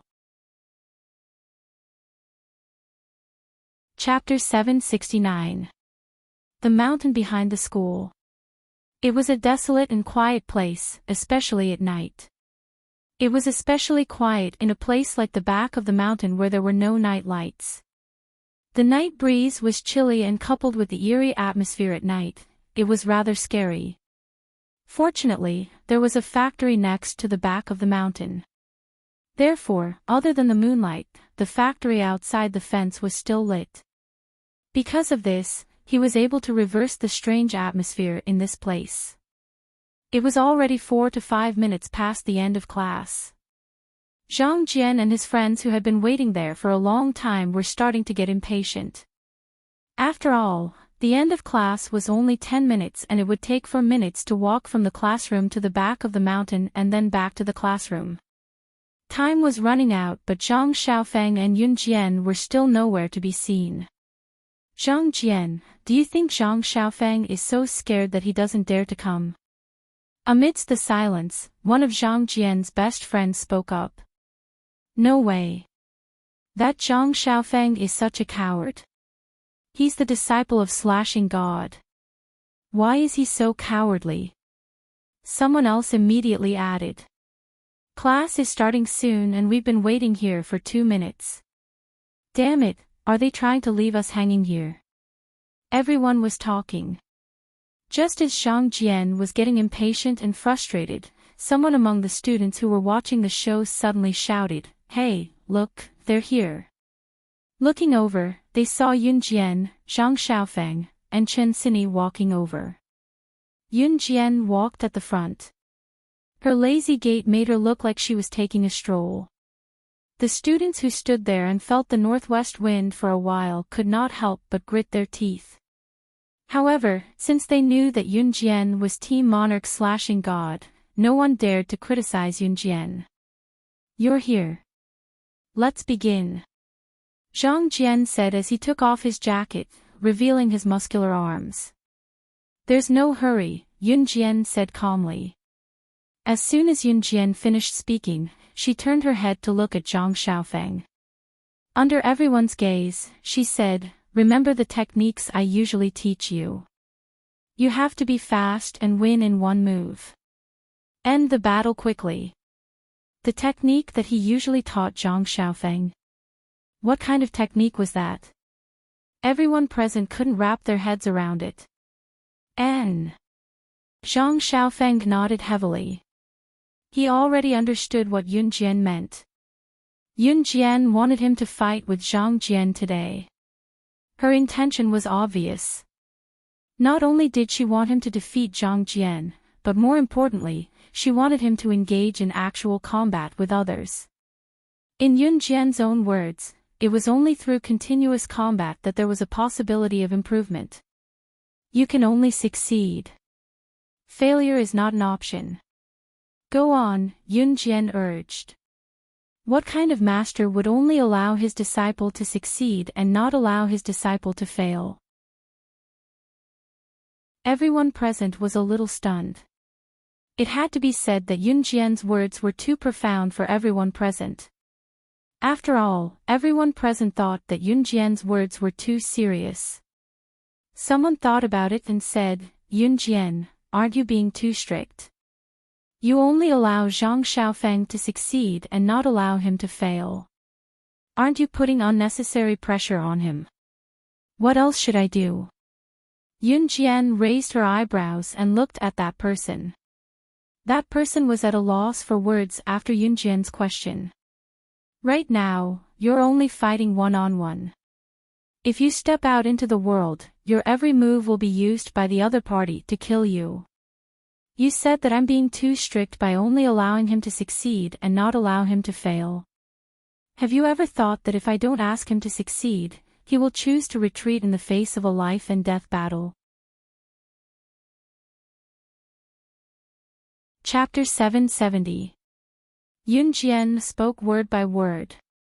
However, her words made most of the people present frown. They didn't understand. Most of them naturally didn't. Yun Jian's words were profound. However, what she said was also the truth. Yun Jian did not take in useless people. Even if her disciples could not become internationally renowned figures in the end, her minimum requirement was for them to reach the level of a high-level secret agent assassin. In fact, Yun Jian herself was a dangerous person. Those who wanted to follow her and protect their lives by her side were bound to be in danger at all times. So, what should they do when facing these dangers? Was she going to persuade Zhang Xiaofeng to give up since it was dangerous? Then, should he just wait for death? Yun Jian naturally could not do that. Hence, she wanted Zhang Xiaofeng to succeed from now on. Failure was not an option. The people present naturally did not know what Yun Jian had experienced in the past. They also did not know why Yun Jian would ask Zhang Xiaofeng to do that. Come. Don't King talk nonsense. If you delay any longer, class will start. Zhang Jian could not wait to show off. Hence, he waved his arm and greeted Zhang Xiaofeng. Zhang Xiaofeng also remembered Yun Jian's words. At this moment, he was already walking towards Zhang Jian. The mountain behind the school was no doubt the best place to settle personal grudges. This was because fighting and gang fights here were the least likely to be discovered by the teachers. Cinny, hold this for me. Zhang Xiaofeng took off his jacket and threw it to Chen Cinny before walking towards Zhang Jian. After a period of training, Zhang Xiaofeng's physique had become much stronger. In addition, Zhang Xiaofeng's physique was strong. In addition to his handsome appearance, he was also the most handsome person in Longmen First High School. Coupled with his strong and perfect physique, he attracted the screams of many girls on the spot. Attack quickly. Win with one move. End the battle quickly. Yun Jian's words rang clearly in Zhang Xiaofeng's ears. He clenched his fists and walked towards Zhang Jian. On the way to the back of the mountain, Yun Jian explained some techniques to him. For example, when facing a fat guy like Zhang Jian, he couldn't just use brute force. Against Zhang Jian, Yun Jian wanted him to win in speed. Fast, accurate, and ruthless. These were the moves that Yun Jian usually used. Recalling Yun Jian's usual moves, Zhang Xiaofeng walked towards Zhang Jian. On the other hand, Zhang Jian was getting impatient. Take this. Zhang Xiaofeng rushed forward, wanting to hug Zhang Xiaofeng and perform a simple shoulder flip. Zhang Jian planned to use his brute force to carry Zhang Xiaofeng's thin and weak body on his back and throw him to the ground. Just as Zhang Jian was about to approach Zhang Xiaofeng suddenly moved. In the next second, he recalled the moves that Yun Jian usually taught him. He gently moved to the side and dodged Zhang Jian's approach. Zhang Jian was stunned. This kid dodged. Bang! While Zhang Jian was in a daze, he suddenly felt a powerful force coming towards him. In the next second, Zhang Jian's body flew out in an instant. He flew out in an arc and landed on the lawn a few meters away. Zhang Xiaofeng took advantage of Zhang Jian's stunned state and punched Zhang Jian's abdomen. After Yun Jian's training, Zhang Xiaofeng's wrist strength was now very strong. Therefore, Zhang Xiaofeng's attack sent Zhang Jian flying. Shock! Everyone was shocked. It was just as Yun Jian said. Zhang Jian couldn't even withstand one move from Zhang Xiaofeng. Everyone present couldn't help but feel shocked. Chapter 771. While the crowd was still in shock, Zhang Xiaofeng stopped his attack while panting weakly. After all, Zhang Xiaofeng was still running a fever and his stamina was obviously not as good as it was before. Therefore, he had used up all of his strength just by throwing out a light punch. Put it on quickly, you're still running a fever. Chen Cinny quickly ran over and put the jacket on Zhang Xiaofeng. Although Zhang Xiaofeng was running a fever and his cheeks were burning, he did not feel any discomfort. In fact, he was much stronger than Zhang Xiaofeng. However, Zhang Xiaofeng's lack of confidence was due to the fear of being beaten up by Zhang Jian. Once bitten, twice shy. That was the principle. Zhang Xiaofeng also knew that from today onwards, the voices that said that he was weaker than Zhang Jian would disappear. Other than Yun Jian, he was the role model for the students of Longmen First High School. Once he thought of that, Zhang Xiaofeng's exhausted body regained its strength in an instant. Compared to Zhang Xiaofeng, who won with his own strength, the crowd admired Yun Jian the most. Oh my God! What a shocking turn of events! Zhang Xiaofeng has always been weaker than Zhang Jian. He was even beaten up by Zhang Jian last semester. How long has it been? Just like what Yun Jian said, Zhang Jian couldn't even last one hit from Zhang Xiaofeng. Looks like this Yun Jian is really a god. Team Monarch slashing god is really extraordinary. A few classmates could not help but boast. What? Team Monarch slashing god. Which one is it? There were also students from other classes who came to watch the show. Look! That's the girl, she's Team Monarch/God. Huh, you didn't expect that, right? She's our classmate. Voices like these rose and fell one after another. Everyone present stared at the scene with their eyes wide open. Zhang Xiaofeng put on his coat and walked up to Yunjian. He smiled and said to Yunjian, "Master, I won." Just as he finished the last word, Zhang Xiaofeng sneezed. Zhang Xiaofeng had a fever and a cold. His body was already weak, but he stubbornly accepted Zhang Jian's challenge. Very good. Yunjian also gave the highest praise. Then, she smiled slightly and finally turned around.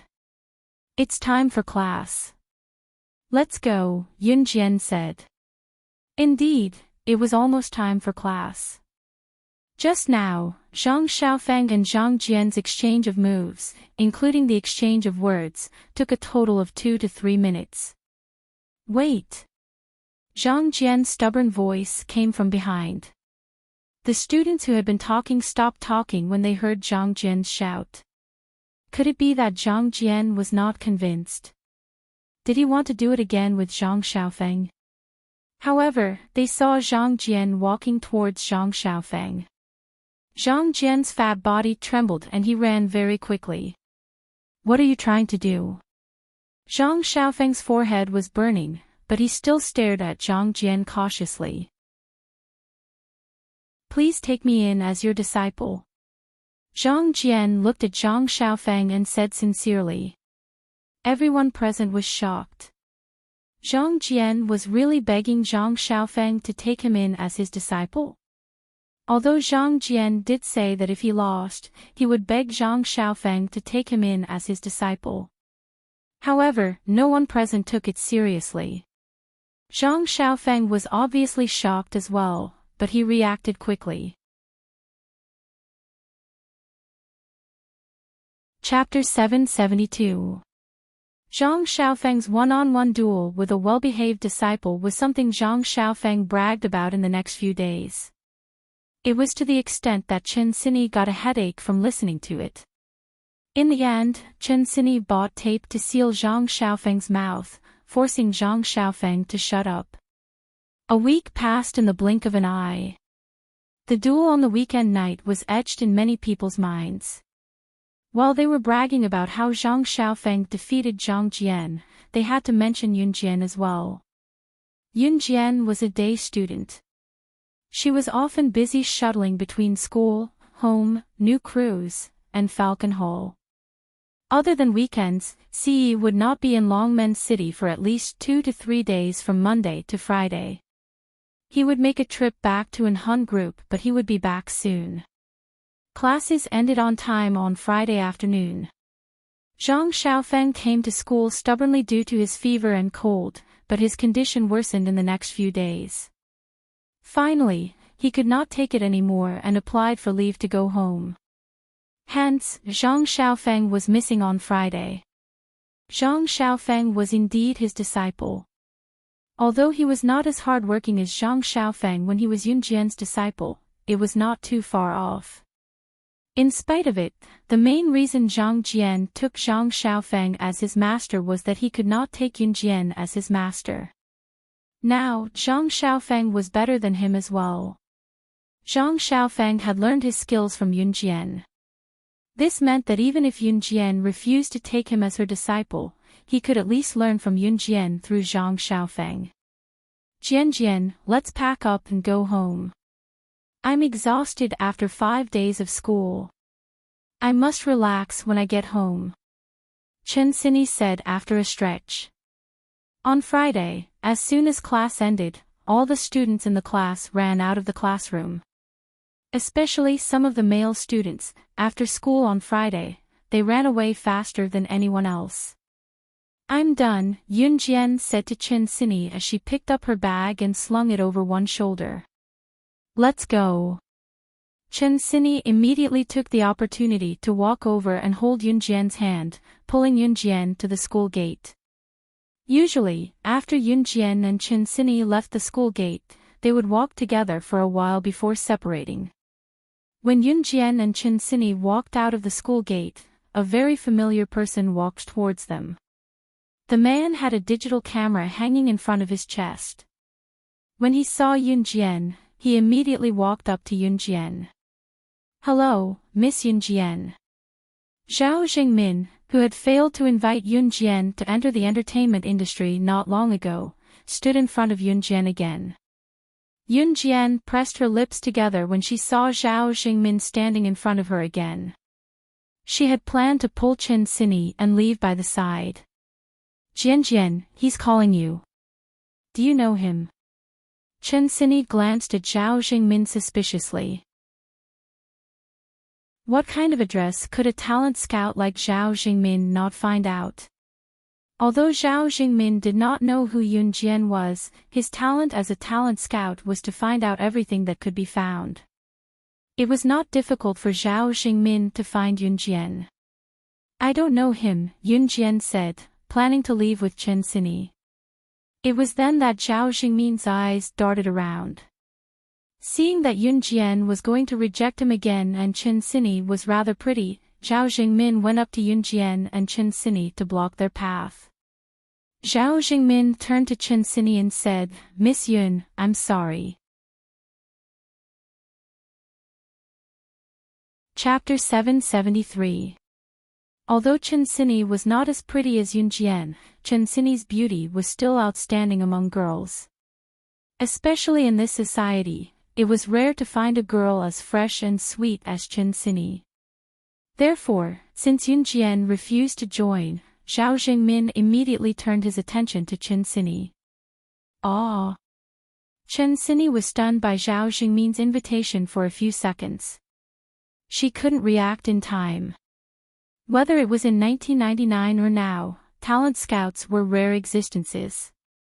What's more, the talent scouts were only interested in those with good looks. Chen Sini was obviously stunned when Zhao Jingmin, who claimed to be a talent scout, suddenly took notice of her, but she quickly reacted. Are you really that kind of talent scout? The kind that can act and become a star?" Chen Sini was very interested but asked weakly. Obviously, Chen Sini and Yunjian's reactions were different. Yunjian had never been interested in this path, and Chen Sini was just an ordinary female junior high school student. She also had the yearning of a girl. Therefore, when Chen Sini heard that Zhao Jingmin was a talent scout, Chen Sini's eyes immediately changed into yearning and excitement. Yunjian naturally saw Chen Sini's reaction. Yunjian herself would not join Zhao Jingmin's company, but it didn't mean that she wouldn't let Chen Sini join.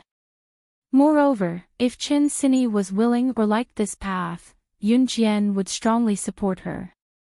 Zhao Jingmin clearly captured Chen Sini's expression. He knew that Chen Sini must be very interested in what he said. Therefore, Zhao Jingmin began to promote to Chen Sini. "Yes, if you join our company specializes in training models. But if you're willing, you can also participate in movies and TV series and intern in our company for a few years. You can even debut," Zhao Jingmin explained in professional terms. Chen Sini's interest was piqued after listening to Zhao Jingmin's explanation. "Wow, great! There's actually a talent scout looking for me. I want to go. Xiao Jian, I'm so happy." Chen Sini pulled Yunjian's hand and jumped up and down happily. "This is my name card. You can come to our company for an audition this Saturday night. I'll arrange an audition for you then. There's a role that suits you very well. Let me think. The title of the movie will be Pure Schoolgirl," Zhao Jingmin said to Chen Sini with a smile. Yunjian frowned when she heard the title. Okay. Chen Sini clutched the name card and nodded at Zhao Jingmin. "Then let's meet here tomorrow night at 5:00. I'll drive you to our company then," Zhao Jingmin said, and then he joked, "We have a one-stop service." What better service could there be in this world? Chen Xinyi's head bobbed up and down. It was only after exchanging contact information with Zhao Jingmin that Chen Xinyi pulled Yunjian and left the school gate excitedly. Jian, that's great. Heh, I might become a superstar in the future. Chen Xinyi clasped her hands together with a look of yearning. Yunjian nodded, but she felt that something was off about Zhao Jingmin just now.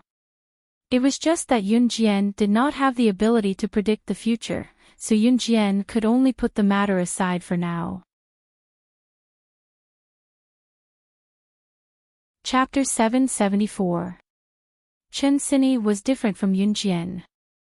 Chen Xinyi had the beautiful fantasy of a young girl, while Yunjian's experience had long obliterated her youthful fantasies. After leaving the school, Chen Xinyi and Yunjian walked together for a while because Chen Xinyi's house was in the same direction as Dong and Ruan's house. However, it was not long before they had to part ways. Along the way, Chen Xinyi was humming a tune. When both of them came to a fork in the road, Chen Xinyi skipped 2 steps toward her house. Then, Chen Xinyi suddenly thought of something and turned to look at Yunjian, crossing her arms behind her back. Chen Xinyi tilted her head and looked at Yunjian like an ignorant girl. Xiao Jian, are you free tomorrow night? If you're free, come with me. I won't be scared when I go for the audition with you around. Chen Xinyi was still exhilarated because she was overjoyed. To be honest, Chen Xinyi thought that it was all thanks to Yunjian. If Zhao Jingmin had not been attracted by Yunjian and came to the school gate to look for Yunjian, she would not have been able to escape. She would not have had the chance to bump into Zhao Jingmin, the talent scout. We're treating tomorrow night. Yunjian smiled gracefully. Last week, Gu Junjian had said that he was treating his comrades to dinner on Saturday and had already booked a hotel and table. Yunjian would not be absent, of course, and Gu Junjian would be her stepfather soon. At that time, Gu Junjian had also repeatedly reminded them to go back for dinner. Oh. I see. Chen Xinyi was a little disappointed, but she waved the phone in her hand and smiled cheekily at Yunjian. It's fine, Jian. Trust me, I can do it alone. As she spoke, Chen Xinyi even showed off the muscles on her arms. Although she didn't have any muscles. Yunjian smiled. Then I'll go first. Let's call each other tonight, Chen Xinyi said and waved at Yunjian. At the same time, she patted her trouser pocket. The phone was hidden in this pocket. Chen Xinyi and Zhang Xiaofeng came from the wealthiest families in Longmen City, so it was not surprising that they carried mobile phones with them. When Chen Xinyi knew that Yunjian had a mobile phone, she asked Yunjian for her phone number. Chen Xinyi often contacted Yunjian by phone. Okay. Yunjian nodded. Yunjian had just returned home when she saw Lan Su and Adam, who had come back on time, walking in through the door. Where's my mother? Yunjian asked out of habit. Auntie went to the market to buy groceries. Lan Su came back slowly with Adam in her arms. She was still thinking about the way Mo Sen had told her to serve people these few days. Ce had brought Mo Sen back to An Hun group. Mo Sen was worried about Lan Su helping Adam walk, so he picked a time for Lan Su to practice helping Adam. Lan Su was frightened by Mo Sen's stern demeanor. Of course, everyone knew that Mo Sen did it for Adam's sake. Yunjian nodded and went into the house, putting her bag down. She did not do the homework assigned by school as usual. Homework did not exist to her because she was good in her studies. Even if she did not do it, the teachers would turn a blind eye. Qin Yiru was still not back by 5:30 p.m. Yunjian could not sit still anymore. She planned to go out and look for Qin Yiru. Just as she reached the ground floor, she saw her brother, Yun-Yi, coming in from the door with a shoulder bag. Xiao Jian, where's mom? Yun-yi asked Yun-jian casually. Lan-su said Mom went to the market to buy groceries. I'm going to look for her, Yun-jian answered casually. Xiao Yunju and the other two were already brought home by Qin Yiru. Kindergarten ended early and Qin Yiru had probably gone to the market to buy groceries after picking up the children. Chapter 775.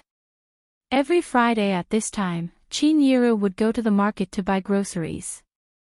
It was because her son and daughter were on holiday on Fridays, and Xiao Yunju and the other two were there as well. Gu Junjian would come back every Friday as well, so Qin Yiru would make a trip to the market every Friday afternoon after picking up Xiao Yunju and the other two children. When Yun-yi came back from DE Senior High School, the place she would pass by every week was the market that Qin Yiru often went to. Yun-yi had bought a bicycle not too long ago and Yun-yi would definitely pass by the market on her way home from school because it was the shortest route. Therefore, Yun-yi would often pass by there on her bicycle. There were many markets in Longmen City and the market that Qin Yiru went to must be the one that Yun-yi passed by. The market here had everything she needed. More importantly, Qin Yiru did not have to spend at least a dozen minutes to go to other markets that were further away to buy groceries. She would then carry the groceries she bought from afar home. Therefore, Yun-yi would bike to the market every Friday after school to help Qin Yiru carry the groceries she bought. Yun-yi was surprised that he did not see anyone at the market today, so he hurried home to check, thinking that Qin Yiru had already arrived home. Mom's not at the market. Hearing that Yun-yi had just returned from the market but did not see Qin Yiru, Yun-jian's brows knitted tightly together. Yun-yi's expression darkened as well. I'll go ask Lan-su. Yun-jian turned and went upstairs. The villa was huge and there were many rooms on the second floor. Adam, Mo-sen, and Lan-su each had a room of their own. Lan-su was originally staying in the suite that Yun-jian had arranged for her. However, after Adam got injured, she felt that she owed him, so she moved from the suite to take care of him. And right now, Lan-su was definitely in Adam's room. It turned out that Lan-su was indeed in Adam's house. Hurry up and wipe me clean, woman. Yun-jian heard Adam's voice as soon as she reached the corridor. Standing in the corridor on the second floor, the lights in Adam's room were still shining brightly. Hearing the voice before seeing the person, Yun-jian didn't have the mind to think too much. In the next second, she flashed to the door of Adam's house. What came into view was, Lan-su had just brought a basin of water for Adam to wash his feet. At this moment, Adam had just finished washing his feet and was raising his feet to ask Lan-su to wipe his feet. You. Lan-su was just about to say something when she glanced at Yun-jian who was standing at the door. Yun-jian. Yun-jian didn't have the mood to see what was going on between Lan-su and Adam, so she decisively asked, "My mom really went to the market?" Yeah. Lan-su was silent for a moment, then she nodded her head heavily. And she went to the market that she often goes to. Auntie told me personally. She said that she would be back in a while. Lan-su did her best to relay everything that Qin Yiru said to Yun-jian. However, Lan-su was surprised and stared blankly. She continued to ask Yun-jian, "Yun-jian, what's wrong? Did something happen?" "My mom isn't at the market and she didn't come home," Yun-jian told Lan-su simply with a frown before running down the stairs. "How is it, Xiao-jian?" Yun-yi asked as he watched Yun-jian running down the stairs with a similar frown. "Mom did go to the market but she didn't come back," Yun-jian said as she took the jacket on the stool and ran out. "Xiao-jian, I'll go with you." Yun-yi was panicking but he turned to leave with Yun-jian.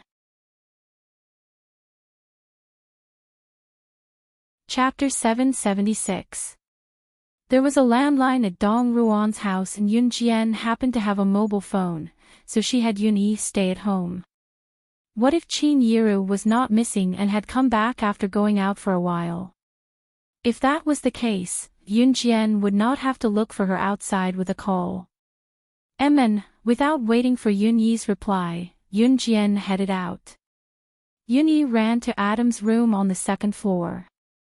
Adam was currently stretching his leg out for Lan Su to wipe it clean with a dry towel. Lan Su was reluctant at first, but Lan Su still helped Adam wipe it off in the end. Lan Su thought that Adam's injury was all because of her, so she would accept it even if Adam ordered her around like a maid. Just as she was done wiping Adam's leg and felt the atmosphere was a little awkward, Yunyi ran to the door. Lan Su and Adam were stunned again. "Is Auntie back?"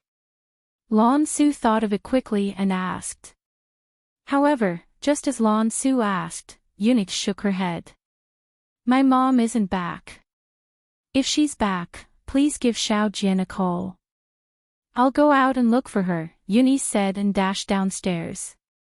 If something had really happened to Chin-Yiru, Yunyi could not possibly stay at home like nothing had happened. No matter how poor their family was back then, Yunyi thought that as long as he lived with his mother and younger sister, there was nothing they could not overcome. No matter how hard or tiring it was, no matter how poor their family was, as long as everyone was alive and healthy, there was nothing more blissful than this. Therefore, when Yunyi found out that Chin-Yiru had indeed gone to the market and that she could not find her after searching around, she panicked. Even if Yunyi was searching aimlessly outside, it was impossible for her to stay at home and wait for news. She could not sit still. Yunjian sent a message to Falcon Hall's Duanlei the moment she stepped out of the house. Su Zetian was on sick leave because of his serious injuries. Now, he was cooped up at home every day. Under the care of his wife, he was living a good life. Everything in Falcon Hall was temporarily left to Duanlei to manage. Therefore, when Yunjian sent a message to Duanlei, Duanlei immediately dispatched all members of Falcon Hall to search the streets and alleys of Longmen City. Yunjian could indeed make use of the Kosha Mercenaries Intelligence Group's influence to search for someone, but the Kosha Mercenaries Intelligence Group did not have the ability to find a single person. It was because Chin-Yiru was not an international figure. She was just an ordinary woman in Longmen City. It was impossible for the Kosha mercenaries to follow an ordinary person around all the time. After all, there were so many people on Earth. It was impossible to monitor everyone, right? Even though Chin-Yiru was Yunjian's mother, Yunjian had never sent anyone to follow her. Under such circumstances, it was more practical for Yunjian to seek Falcon Hall's help. After Yunjian informed Duanlei to bring people to look for Chin-Yiru, she went to the market where Chin-Yiru often went to buy groceries. Yunjian had been to the market with Chin-Yiru a few times. Following Chin-Yiru, she met some of the stall owners where Chin-Yiru often went to buy groceries. These stall owners had good memories, greeting Yunjian as soon as Yunjian walked over. Chapter 777. It was obvious that Yunjian had come to the market with Chin-Yiru a few times before, so the lady boss already knew Yunjian. Seeing Yunjian from afar, the lady boss could not help asking when she saw Yunjian from afar since there was no one in front of her stall. "Has my mom been here?" Yunjian asked with a raised brow.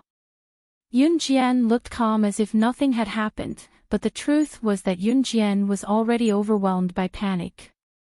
She did not expect Chin-Yiru to go missing when she went out to buy groceries.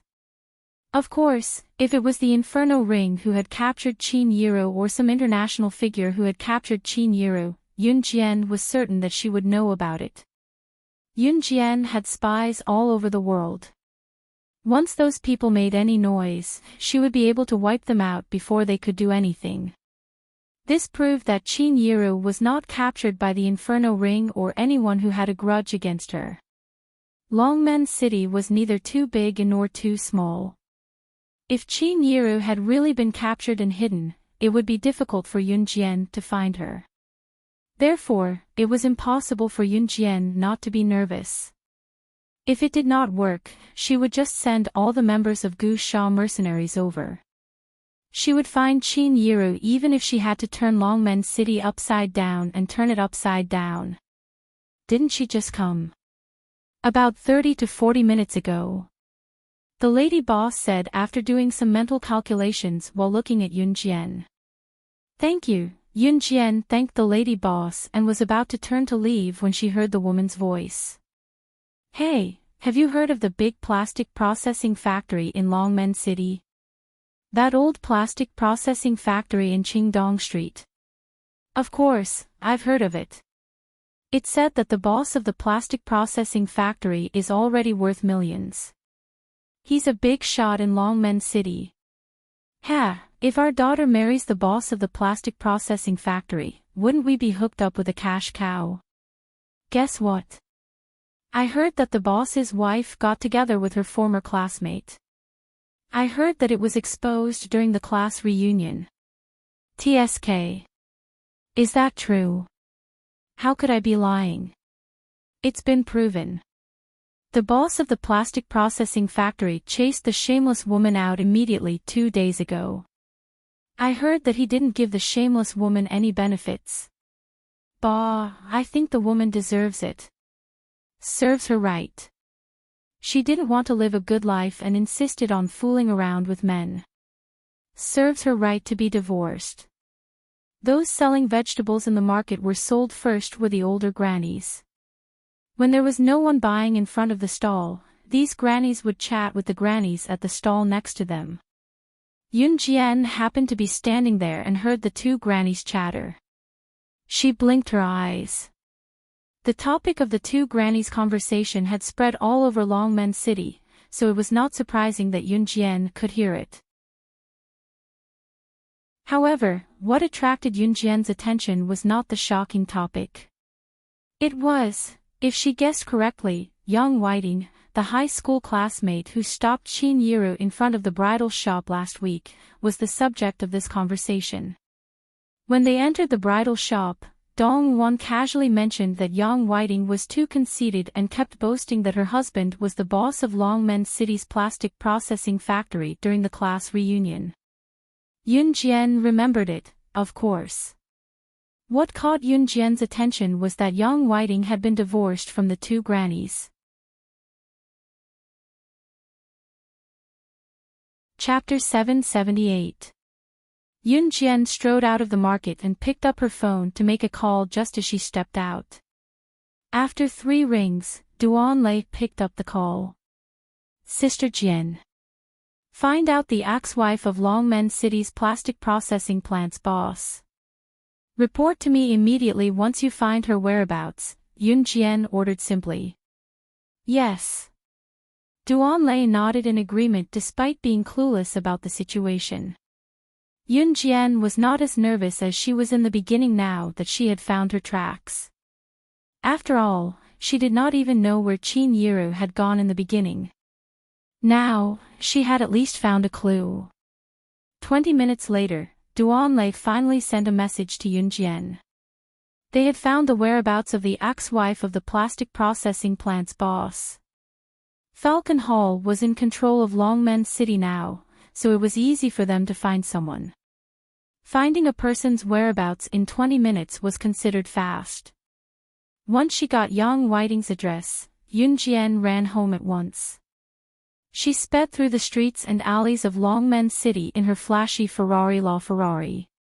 Wherever he passed, he caused the people present to be astonished. The only people who could make Yunjian fearful were the few people she cared about. Qin Yiru was one of them. Yunjian only had one word for people who made her fearful: death. Yunjian had always treated them with fear. Longmen City, 118 Zhangjiang Road, in a rundown suite.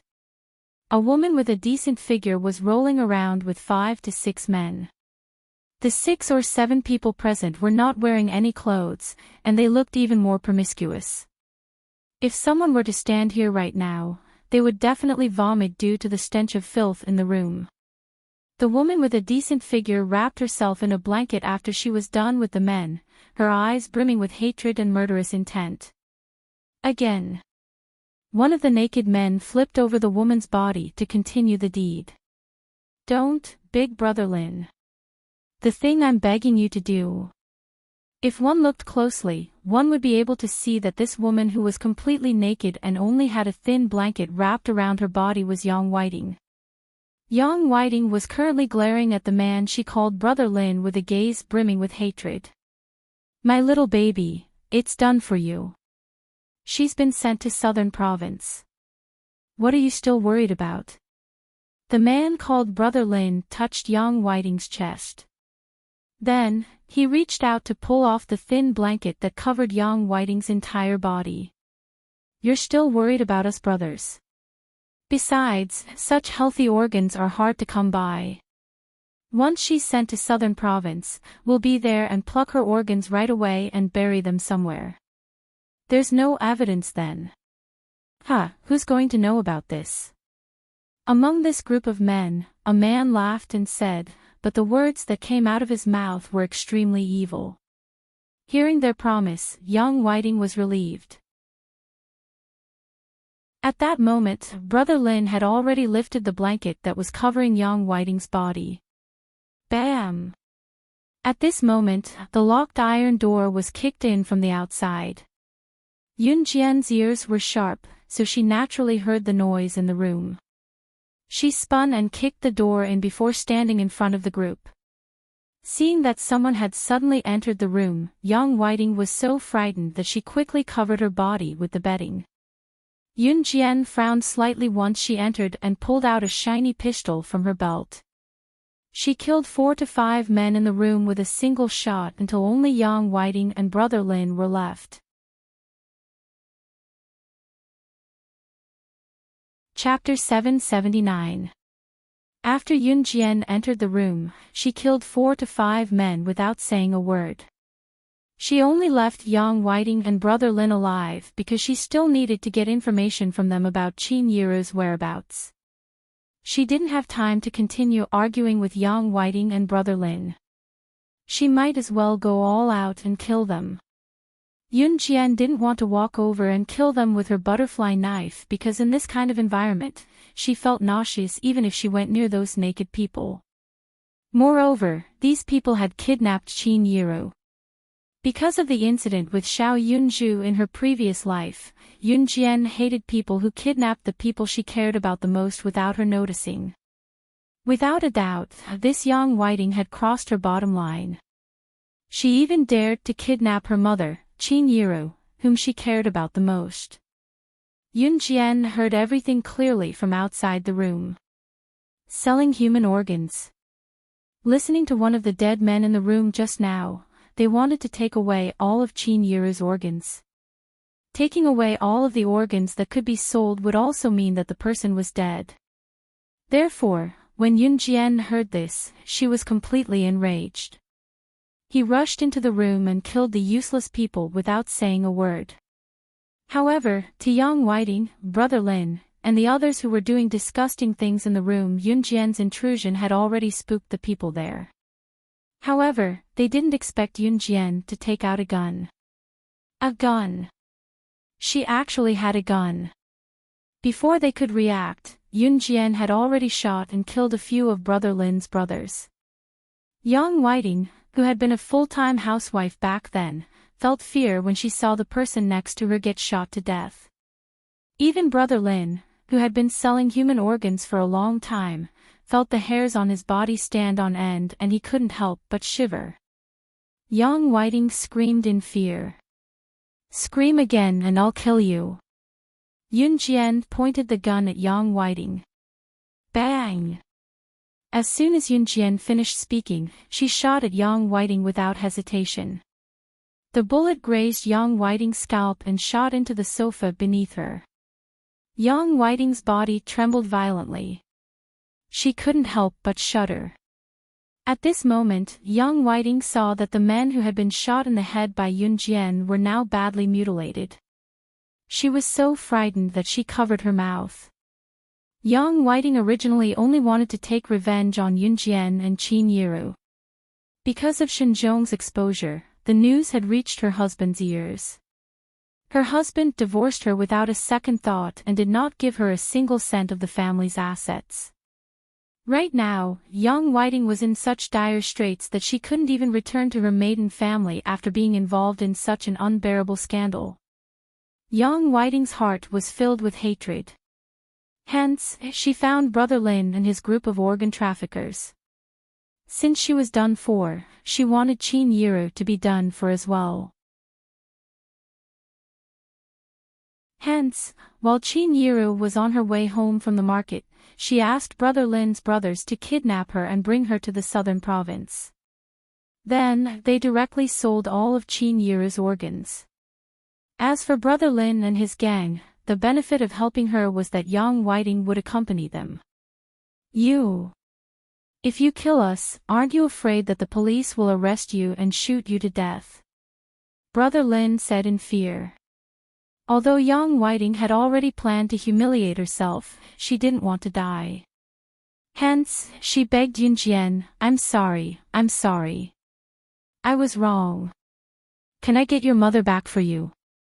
Please don't kill me, and if you kill us, you'll go to jail yourself.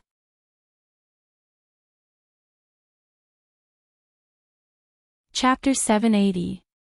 Tell me where you've taken my mother or I'll let you die a horrible death. Yunjian fired another shot at the worn sofa under Yang Whiting. She was Falcon Hall's boss. Falcon Hall was the biggest mafia group in Longmen City, and there was news recently that Falcon Hall had taken Ja Province's top mafia group, the Panthers Pack, under their banner. Falcon Hall was now the top mafia group in Ja Province. It was all thanks to the woman named Slaying Luo. Falcon Hall was ranked last among all the mafia groups in Ja Province back then. Since Yunjian was Falcon Hall's boss, what was there that she dared not do? It made sense. Was there anything that Falcon Hall's boss, Slaying Luo, dared not do? You aren't you the director of New Cruise? You're Falcon Hall's boss. How is this possible? This is impossible. No. Yang Whiting was completely stunned. Her whole body was trembling. The identity of New Cruise's director alone was enough to give Yang Whiting a heart attack. If she were New Cruise's director, Yang Whiting would not be so terrified. The problem was that Yunjian was not only New Cruise's director, she was also the mafia boss of Longmen City. She was the boss of all the mafia groups in Longmen City and Ja Province. It could be said that Falcon Hall's boss was God in Ja Province. Yunjian was New Cruise's director and the mafia boss of Ja Province's top mafia group. Double identities. How was this possible? How could a young girl like her lead Falcon Hall to become Ja Province's top mafia group while founding New Cruise? I'll give you one last chance. Where's my mother? Yunjian raised her voice. Both Yang Whiting and Brother Lin shuddered when she raised her voice. Yang Whiting was on the verge of tears. She shuddered, but she was filled with regret. How did she get involved with such a terrifying devil? Just as Yang Whiting was about to speak, "Chi!" The sound of a knife piercing into flesh spread throughout the room. Yang Whiting turned her head to look at Brother Lin in shock. Then, she lowered her head to look at the knife that had pierced her heart. You! Yang Whiting held her last breath and shouted this word. Before she could finish her sentence, Yang Whiting's eyes rolled back and she fell to the ground. Blood covered Yang Whiting's entire body, and Yang Whiting's naked body that was covered by the bedding was also exposed. Brother Lin had killed Yang Whiting so that he could live. So, when Yang Whiting was about to tell him the address, Brother Lin picked up the watermelon knife on the table and stabbed it into Yang Whiting's heart. I can still make it if I bring you there, but you have to promise not to kill me. Brother Lin's weak voice rang out. Yunjian smiled and raised her eyebrows. She did not react to young Whiting's words at all. Sure. I won't kill you unless the sun rises from the west. After a while, Brother Lin put on his clothes.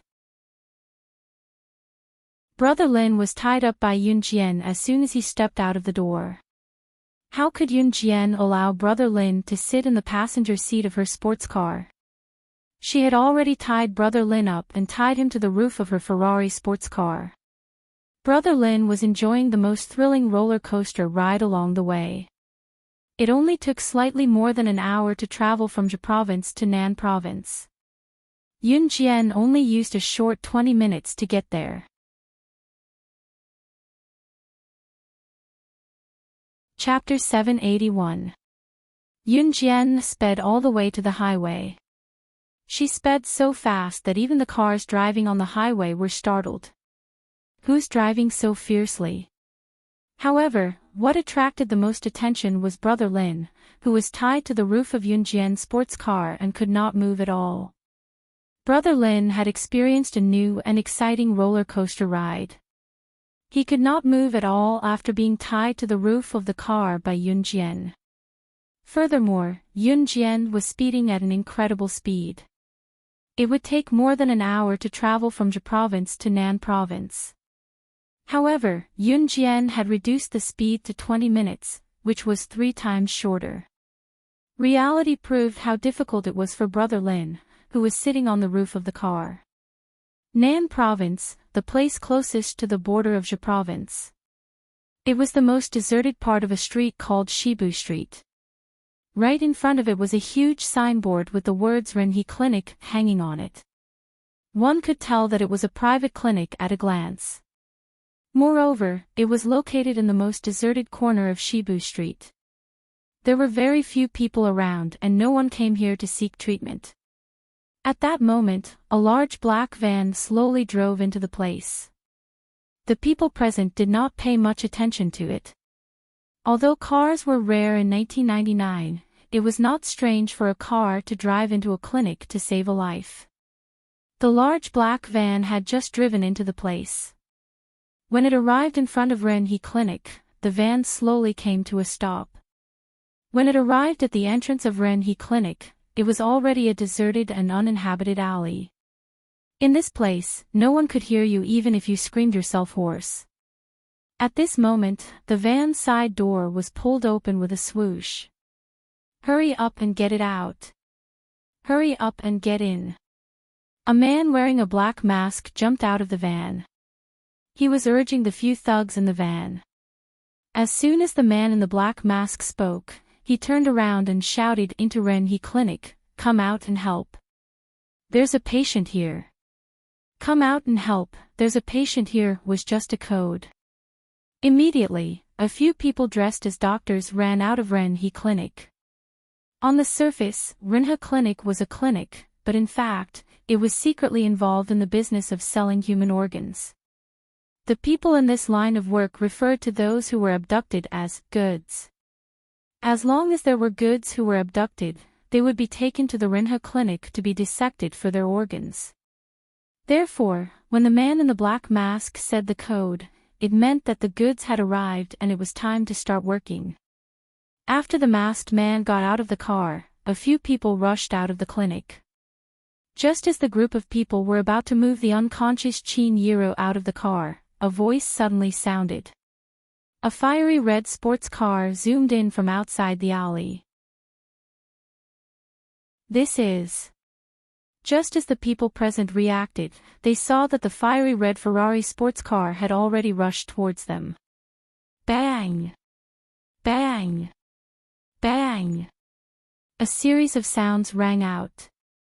The fiery red Ferrari rushed over and immediately drifted with lightning speed. Yun Jian drove the Ferrari sports car at a crazy speed. Then, she turned the steering wheel and the Ferrari directly crashed into the group of men who were standing beside the black van, led by the man in the black mask. 5 to 6 people present were suddenly sent flying by Yun Jian's crash. What's going on? The people who had yet to pull Qin Yiro out of the van saw this and ran out of the car one after another. As soon as they got out of the car, they saw that the Ferrari sports car had smashed into a bloody mess. The few people led by the man in the black mask had already lost their breath. And these people saw that not far away, there was a 16-year-old girl standing on the roof of the fiery red Ferrari sports car. Yunjian was standing on the roof of the car without them noticing.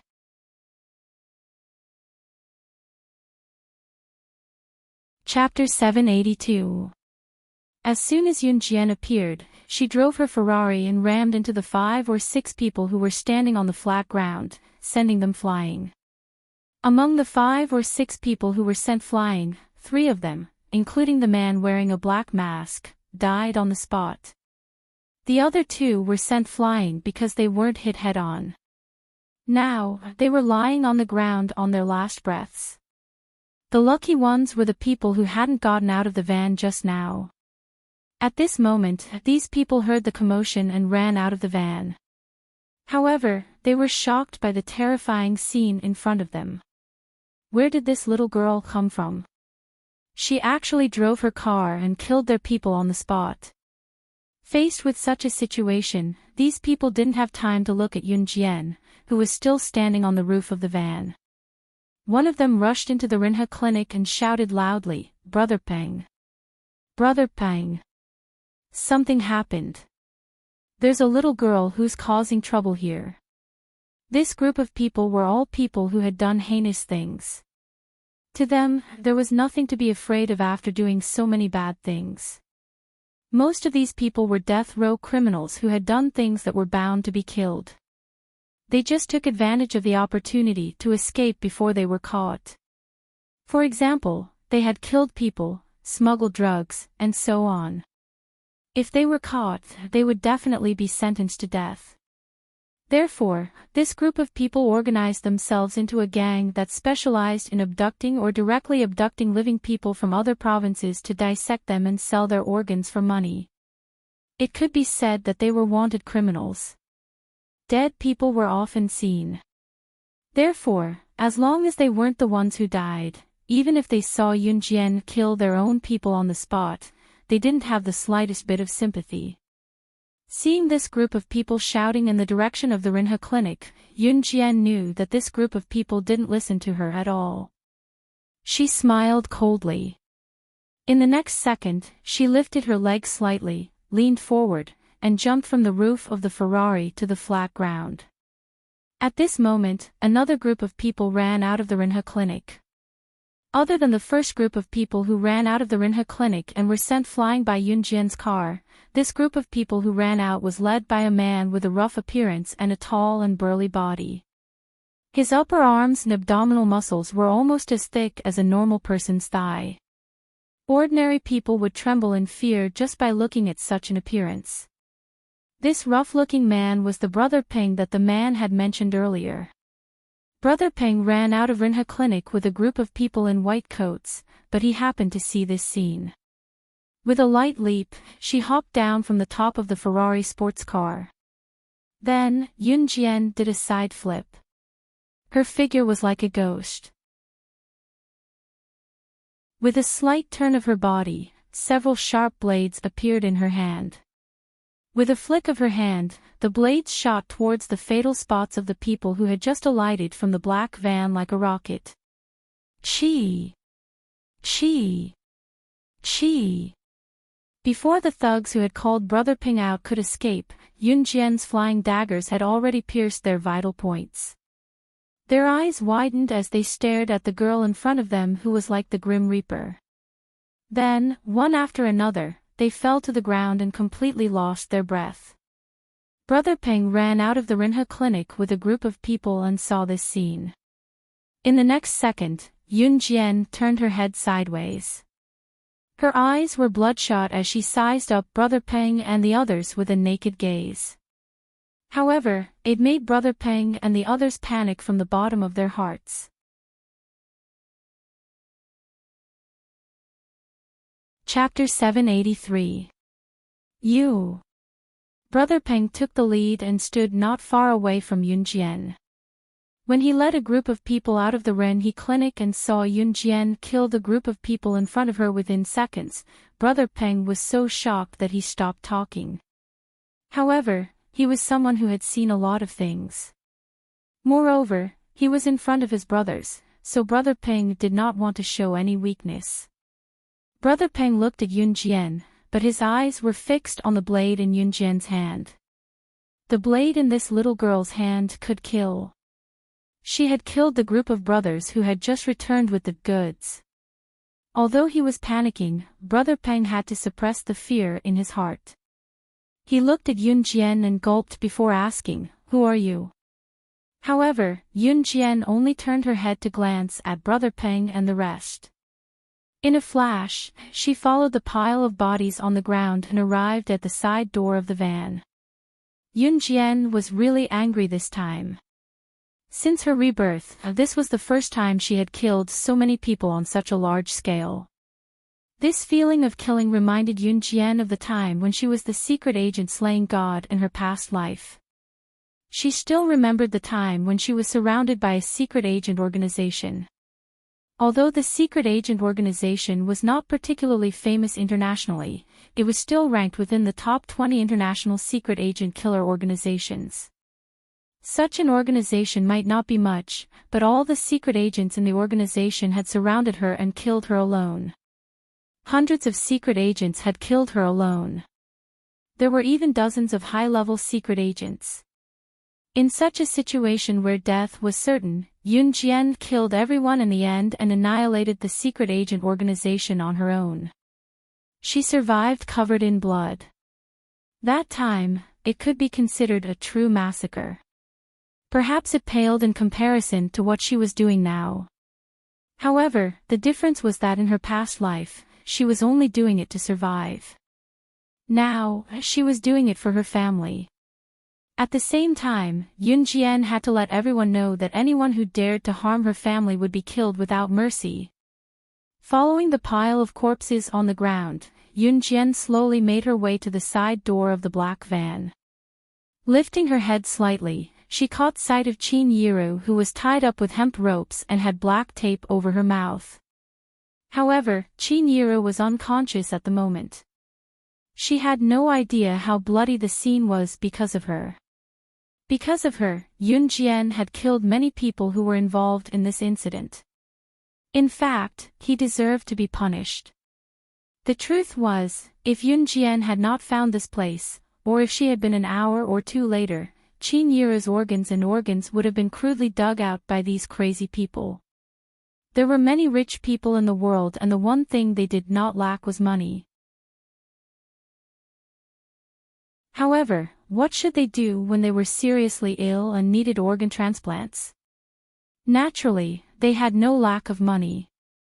That was why there were countless children who went missing in this world and people who had their arms and legs broken on the streets. Usually, the organs of those who were kidnapped were sold at a high price by people like Brother Peng to those seriously ill rich people to save their lives. Of course, if they were lucky enough to survive after their organs were taken away, these crazy people would cripple them and put them on the streets to attract the pity of a lot of people. They would then ask for money. After their organs were squeezed dry, they would be thrown on the streets to beg for money. These were all things that happened in the real world. If Yunjian did not save Qin Yiru before this group of people took action, Qin Yiru would only end up dead. This group of people had never thought of letting Qin Yiru go. Therefore, when she fell into Yunjian's hands, Yunjian would not let them go.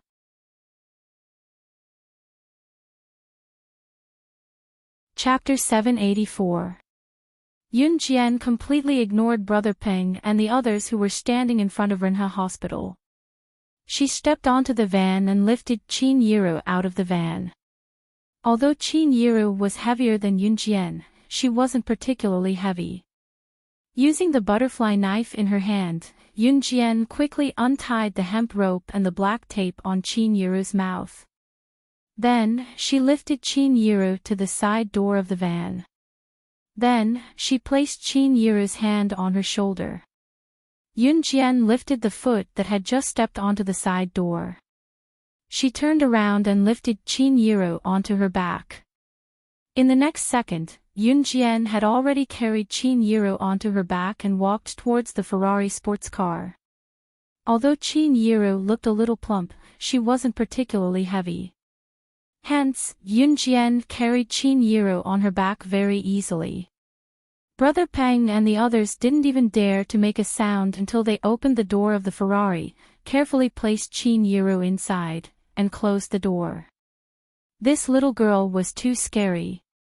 She didn't hesitate at all when she killed people. There were many corpses lying on the ground. Brother Peng and the others couldn't help but tremble when they saw it. However, this little girl in front of them didn't seem to be afraid at all. She walked over naturally, carried Qin Yiro on her back, and went back. Was she used to killing people? Looking at the corpses on the ground, she wasn't afraid at all. Brother Peng and the others felt their scalps go numb. Although Brother Peng was very afraid, he couldn't help but relax when he thought about how his men had already slipped away from the back door to look for help. Furthermore, the help should be arriving soon.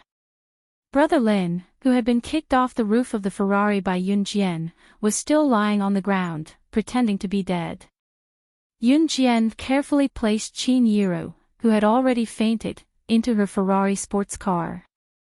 Then, Yunjian closed the side door of the Ferrari sports car. She turned around and suddenly took out a shiny butterfly knife from her pocket. The knife was like the Grim Reaper's scythe.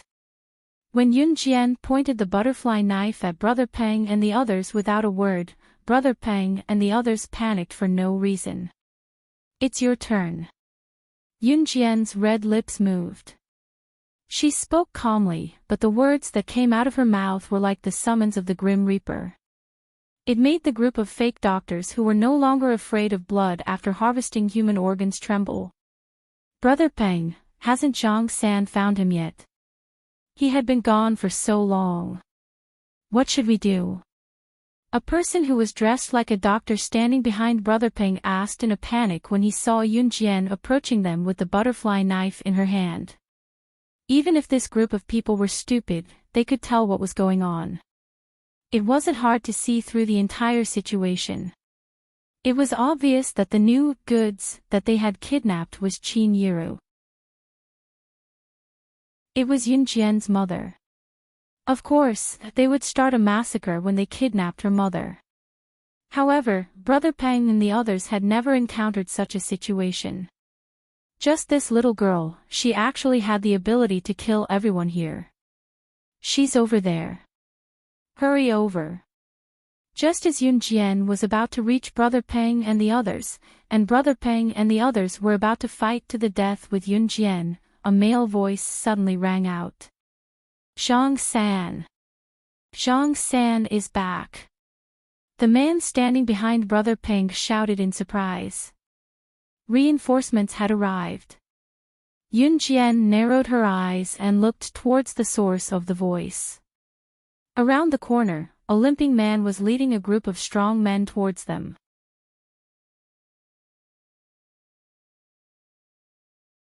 Chapter 785. The limping man who led a group of people over was Zhang San, who ran out from the back door to look for help. Behind him was a group of gangsters. This group of people looked ferocious. Among this group of gangsters, the man who led them was blind in one eye. That blind eye looked very different from a normal eye. At this moment, the blind man was leading a group of people towards them. This man was the boss of a gang in the southern province, but not the #1 gang in the southern province. Everyone in the underworld called him One-Eyed Wolf, but no one knew his real name. "Boss Wolf, you're here." Brother Peng immediately led a group of people over there. There was a reason why Brother Peng and his gang dared to run amok here. The southern province was called Nan City, and Nan City was one of the largest cities in the southern province. The southern province did not occupy a large area in Country Z. It was much smaller than Zhe Province, and Zhe Province's economy was developing faster because it was a coastal city. Although Nan City was not as good as Zhe Province, it was still impressive. This one-eyed wolf was the boss of Nan City. At least until now, no one in Nan City could compete with him. The reason why Brother Peng and his gang dared to openly sell human organs here was because of One-Eyed Wolf's protection. Therefore, Brother Peng and his gang were not afraid when One-Eyed Wolf appeared, even if the sky fell down. What's going on?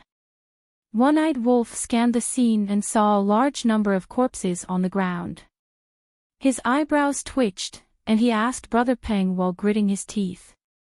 "It's her, she killed our brothers." Brother Peng quickly pointed at Yun Jian.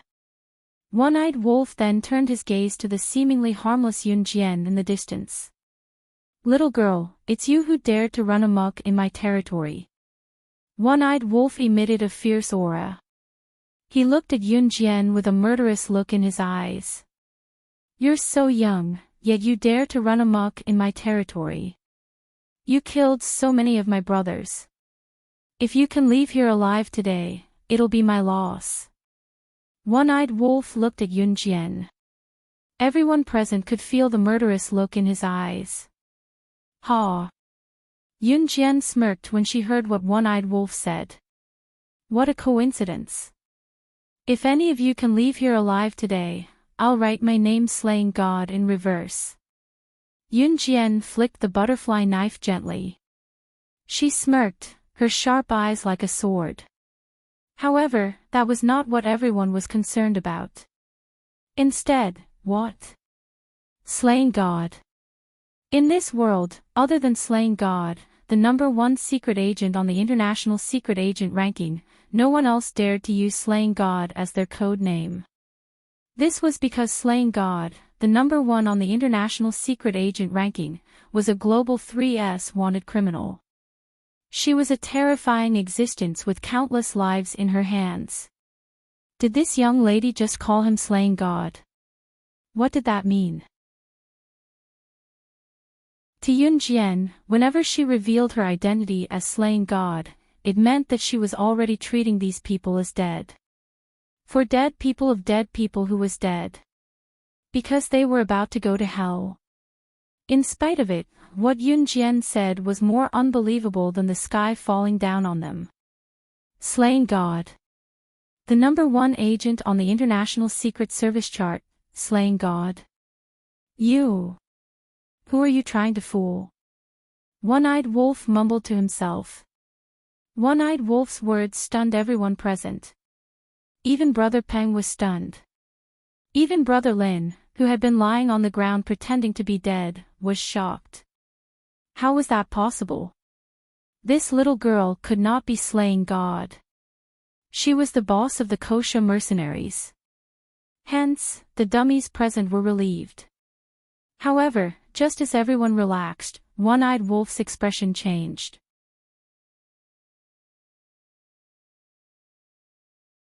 Chapter 786. As Yun Jian spoke, she reached for the butterfly knife. One-Eyed Wolf and the rest felt their hearts skip a beat. F***CK. You're just a kid who's still wet behind the ears. How dare you call yourself Slaying God? Ha! Go! Whoever kills her today will be rewarded with 100,000 yuan. One-Eyed Wolf's eyelid twitched, but he still refused to believe that Yun Jian was Slaying God. What a joke! Slaying God was the #1 on the International Secret Agent ranking. At the same time, she was also the boss of Kosha mercenaries. How could such a legendary character appear here? One-Eyed Wolf and the rest would rather believe that there was a sow flying in the sky than believe that Yun Jian was Slaying God. Judging by Yun Jian's appearance, she was still underage. Moreover, Yun Jian had killed so many people from his gang and even snatched away Qin Yiru, the big fat good. As the mafia boss of South City, One-Eyed Wolf felt that he could not sit still and shouted immediately. Due to the fact that South City was not economically developed, a mafia boss like One-Eyed Wolf did not have a substantial source of income. That was why One-Eyed Wolf had Brother Peng and the rest open a clinic in South City. On the surface, it was just a small clinic, but it was an underground trading center that abducted people from all over the world and forcefully removed their organs to sell them. Before Qin Yiru, countless people had been killed. One-Eyed Wolf did it because he wanted to earn money by selling human organs. Moreover, after doing this for a long time, One-Eyed Wolf had quite a lot of savings in his hands. When they heard One-Eyed Wolf say that whoever killed Yun Jian would be rewarded with 100,000 yuan, they were tempted. 100,000 yuan. That was considered a huge sum of money back then. 10 years less of a struggle was nothing more than that. F***CK, brothers, let's go. Immediately, some of them picked up all kinds of iron rods and bars and surrounded Yun Jian. 100,000 yuan was enough for these gangsters to fight for their lives. Although Yun Jian had a knife, they had iron rods and bars. Moreover, there were so many of them. Would they lose to a little girl? What a fucking joke.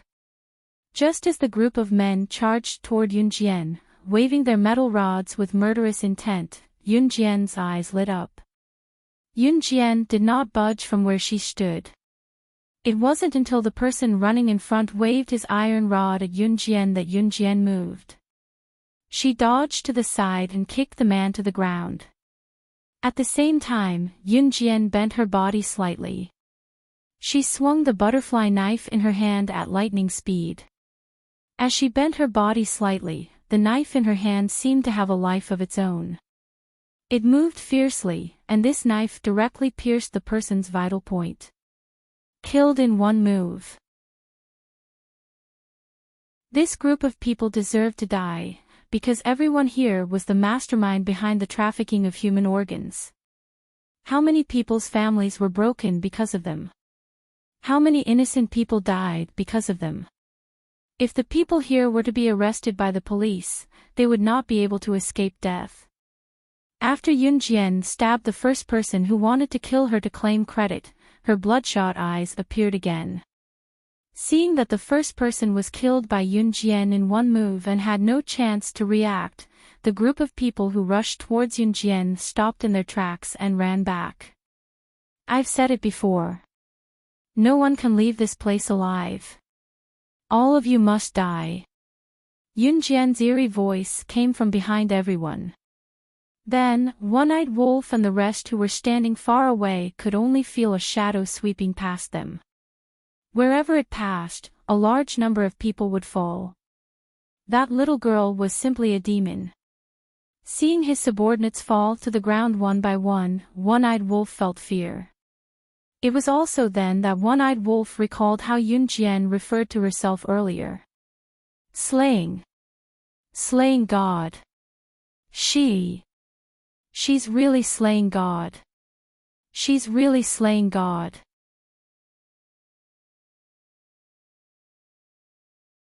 Chapter 787. Just as One-Eyed Wolf said that, Yun Jian had already stabbed the last person who had charged at her but turned to flee. At this moment, her body was also covered in blood. The blood belonged to the people who had turned to flee. However, the eerie blood staining Yun Jian's clothes added an eerie and terrifying atmosphere to the scene. One-Eyed Wolf and Brother Pink shuddered in fear. When they snapped back to their senses, Yun Jian was already walking toward them with a butterfly knife in her hand. Blood was still dripping from the blade of the butterfly knife that was pointed toward the ground. As Yun Jian walked toward them, blood splattered everywhere she passed. One-Eyed Wolf was terrified. South City was not big. One-Eyed Wolf was considered the leader of a small gang in South City.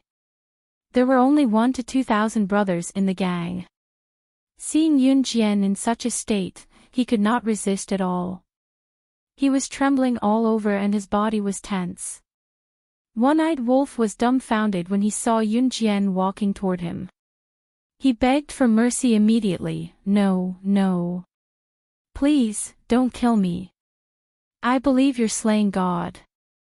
I believe you, don't kill me. As he spoke, One-Eyed Wolf knelt in the direction where Yun Jian was coming from. She was slaying God. Who would dare to offend her? One-Eyed Wolf's courage had long dissipated. Do you think you can still live after knowing who I am? Yunjian was already standing in front of One-Eyed Wolf and the rest. I. Just as One-Eyed Wolf spoke, Yunjian's saber was already thrusting down. Before One-Eyed Wolf could even react, she had already stabbed him to death with a single stab. Naturally, Brother Peng was not spared when One-Eyed Wolf was dead. When Brother Peng and the rest saw Yunjian's horrifying killing technique, their first thought was to run. However, they were killed by Yunjian before they could take more than a few steps.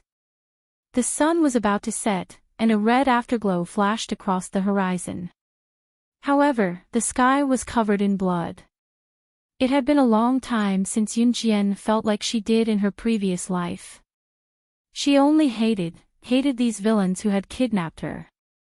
In her previous life, Yunjian had also been kidnapped when she was young. Later on, when she found her way back home, her parents had passed away in order to find her. Only her younger brother was left behind in the orphanage, alone and without anyone to depend on. He was even bullied and humiliated.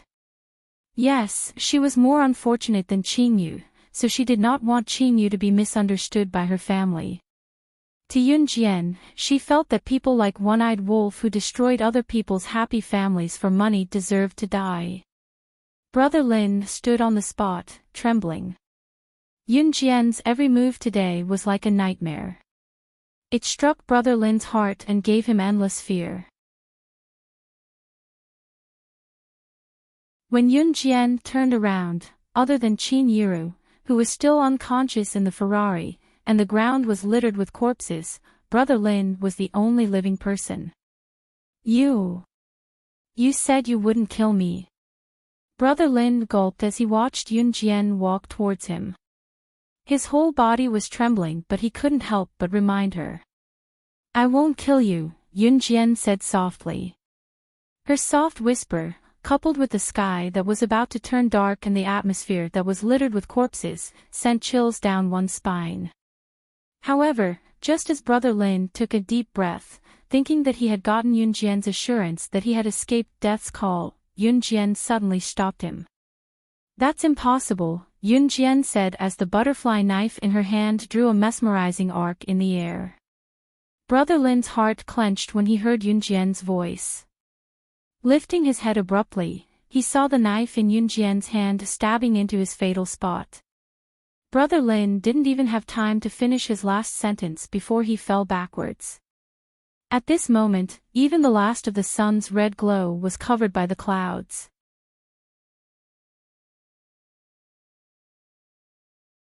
Chapter 788. Killing One-Eyed Wolf was tantamount to dissolving South City's mafia. Yunjian had never thought of extending her influence to South City, at least not now.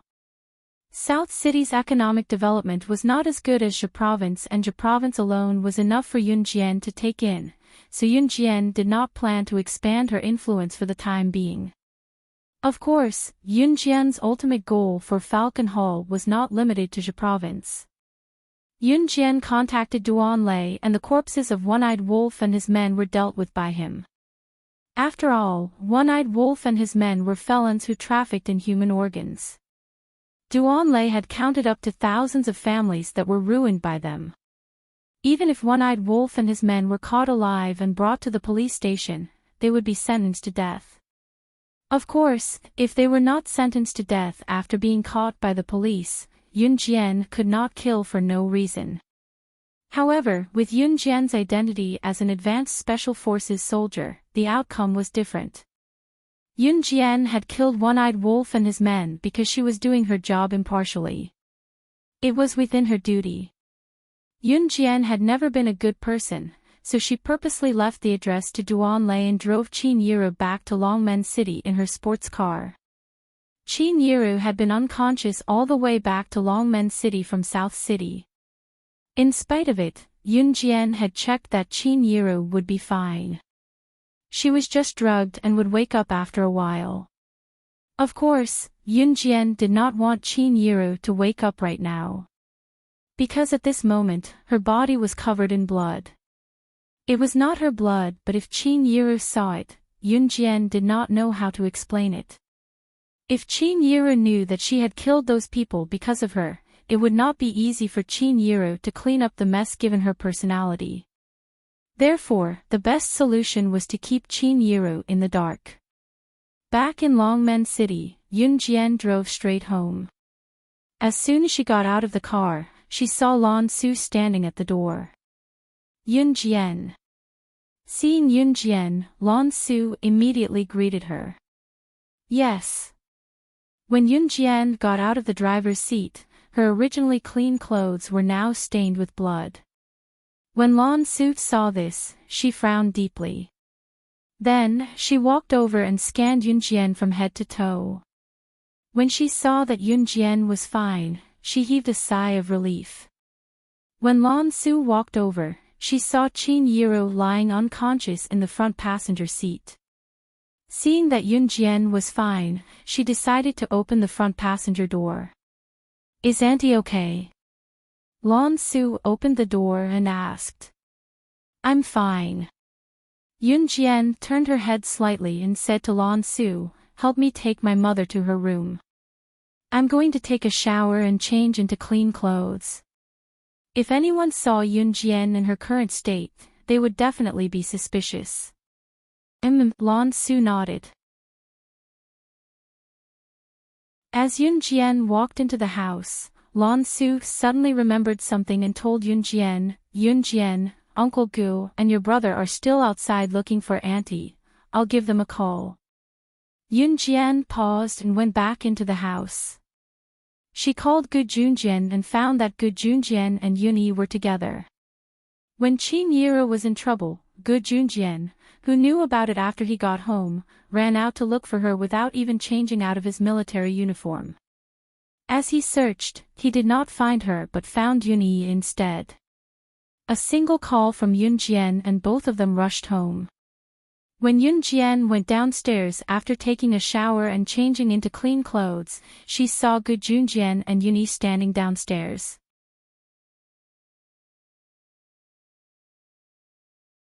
Chapter 789. Gu Junjian had never been as scared as he was today.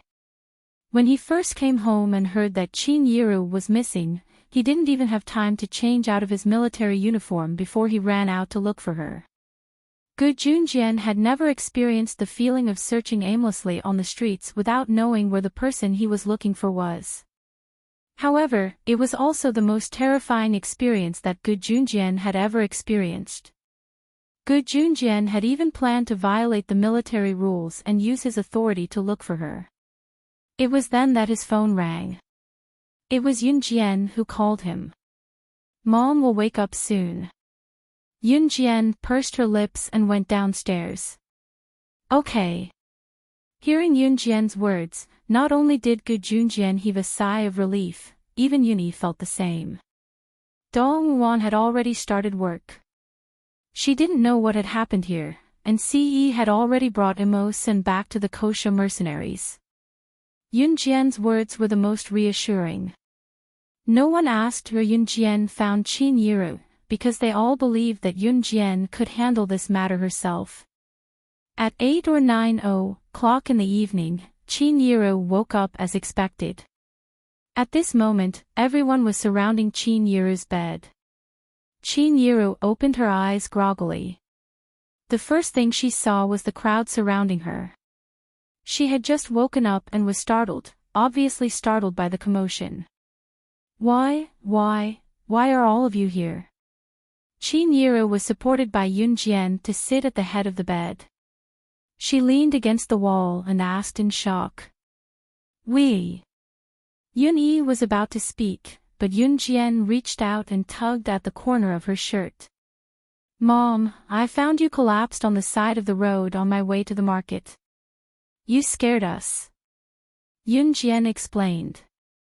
She did not intend to tell Qin Yiru the truth. At this moment, Yunjian also knew that Qin Yiru must have fainted on the spot when she was walking back from the market. That was why Yunjian explained it this way. When Yun-yi and the others heard Yunjian's words, they were only slightly stunned. Then, they quickly reacted and helped Yunjian lie. Even if Yunjian didn't tell them the whole story, they could tell that something dangerous must have happened to Qin Yiru when Qin Yiru was drugged. It was better for Qin Yiru, the person involved, to not know about such a dangerous matter. Qin Yiru also nodded. She was unconscious when she was unconscious, so she did not suspect anything. "Mom, drink some water to moisten your mouth first," Yunjian said as she handed a glass of water to Qin Yiru. Fortunately, nothing serious happened in the end, and this matter was over. No one mentioned it, so Qin Yiru really thought that she had just fainted. Qin Yiru was fine, but Yunjian and Gu Junjian had to take measures to prevent such a thing from happening again.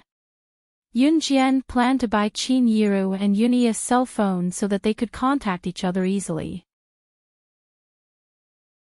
Moreover, as long as Qin Yiru and Yuni had a cell phone with them, Yunjian could track the exact location of the cell phone through a computer program.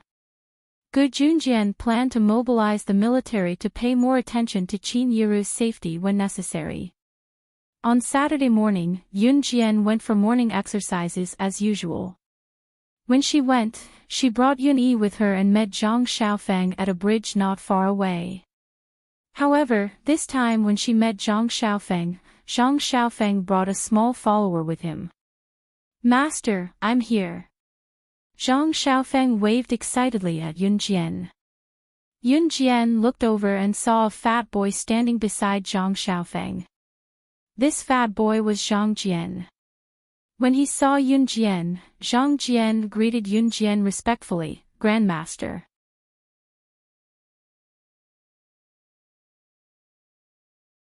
Chapter 790. It was not just Yunjian who twitched her lips when she heard Zhang Jian call her grandmaster. Even Yun-yi, who was surprised to hear Zhang Jian call her younger sister grandmaster, slipped. Fortunately, Yun-yi had good willpower. She did not fall and stood firm after tilting. Cough, cough. After regaining his footing after nearly slipping, Yun-yi coughed softly as if trying to cover up the awkward atmosphere. "Xiao Jian, when did you become my grandmaster?" Yun-yi asked Yunjian after faking a cough and rubbing her nose out of habit. "Not long ago, of course." "Heh, Junior Yun-yi, you have a martial nephew now. Tell me, are you happy?" Zhang Xiaofeng put his arm around Yun-yi's shoulder affectionately and asked with a chuckle. Yun-yi patted Zhang Xiaofeng's head and said with a smile, "Go away. You're so rude." She giggled as she spoke.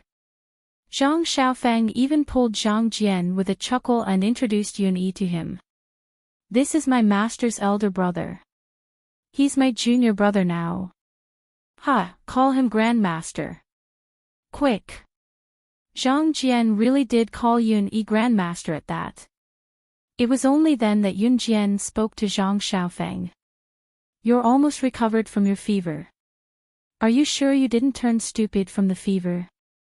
Actually, Zhang Xiaofeng was almost fully recovered on Friday. Yunjian was purely joking when she said that. No, I'm great, master." Zhang Xiaofeng answered with a grin. "Then bring your disciple along for the morning exercise," Yunjian said and led the group to run around the city. "Little Fatty, let's go." Little Fatty was a nickname Zhang Xiaofeng gave Zhang Jian. Then, the group of people followed Yunjian. After running a lap around Longmen City, Yunjian, Zhang Xiaofeng, and Yun-yi were already used to it, only sweating a little. However, it was different for Zhang Jian, whose body fat was almost squeezed into a pile. Zhang Xiaofeng almost suffocated from following Yunjian's footsteps. Only now did he realize why Zhang Xiaofeng, who was beaten up by him last semester, had become so powerful this semester. This was simply devilish training. After taking a walk in the morning, Yunjian went home to take a hot shower and change into a clean set of clothes when she was about to go out in the afternoon. After the new year, spring came. When the sun was high in the sky during the day, it was as hot as summer. Of course, it wasn't summer yet. The temperature was rising, but it didn't feel as hot as summer. It was said that spring and autumn were the most perfect seasons. However, in Jeju province, there were 4 seasons in a year. This was an unchangeable weather phenomenon. Yoonjian changed into a set of clean clothes after her shower. She wore a pink tight-fitting top. Since the sun was high in the sky today, Yoonjian only wore a top and a pair of pants. Chin Yiru bought the clothes for her. She said that girls should wear more pink clothes. Of course, Yoonjian would not reject the clothes that Chin Yiru bought for her, not even once. Good Yoonjian treated his comrades to dinner tonight. To put it bluntly, it was because of his marriage with Chin Yiru that he was treating his comrades to a meal in advance. Therefore, Yoonjian wore something more festive. It was also her first time wearing a pink outfit in both her lives. She wore a pair of tight-fitting pants that were tight enough to outline the perfect curves of her slender thighs, giving people an irresistible visual impulse. Xiao Jian, you're the only one left. We should go. Chin Yiru's voice came from downstairs. You're tuning into the LoveLore Library YouTube channel. We're so grateful for your support, and don't forget to subscribe to join us on this incredible journey through captivating stories. Your generosity through donations truly makes a world of difference, as it's the primary source of revenue that allows me to expand and enhance this channel for you. Thank you from the bottom of my heart for being a part of this adventure.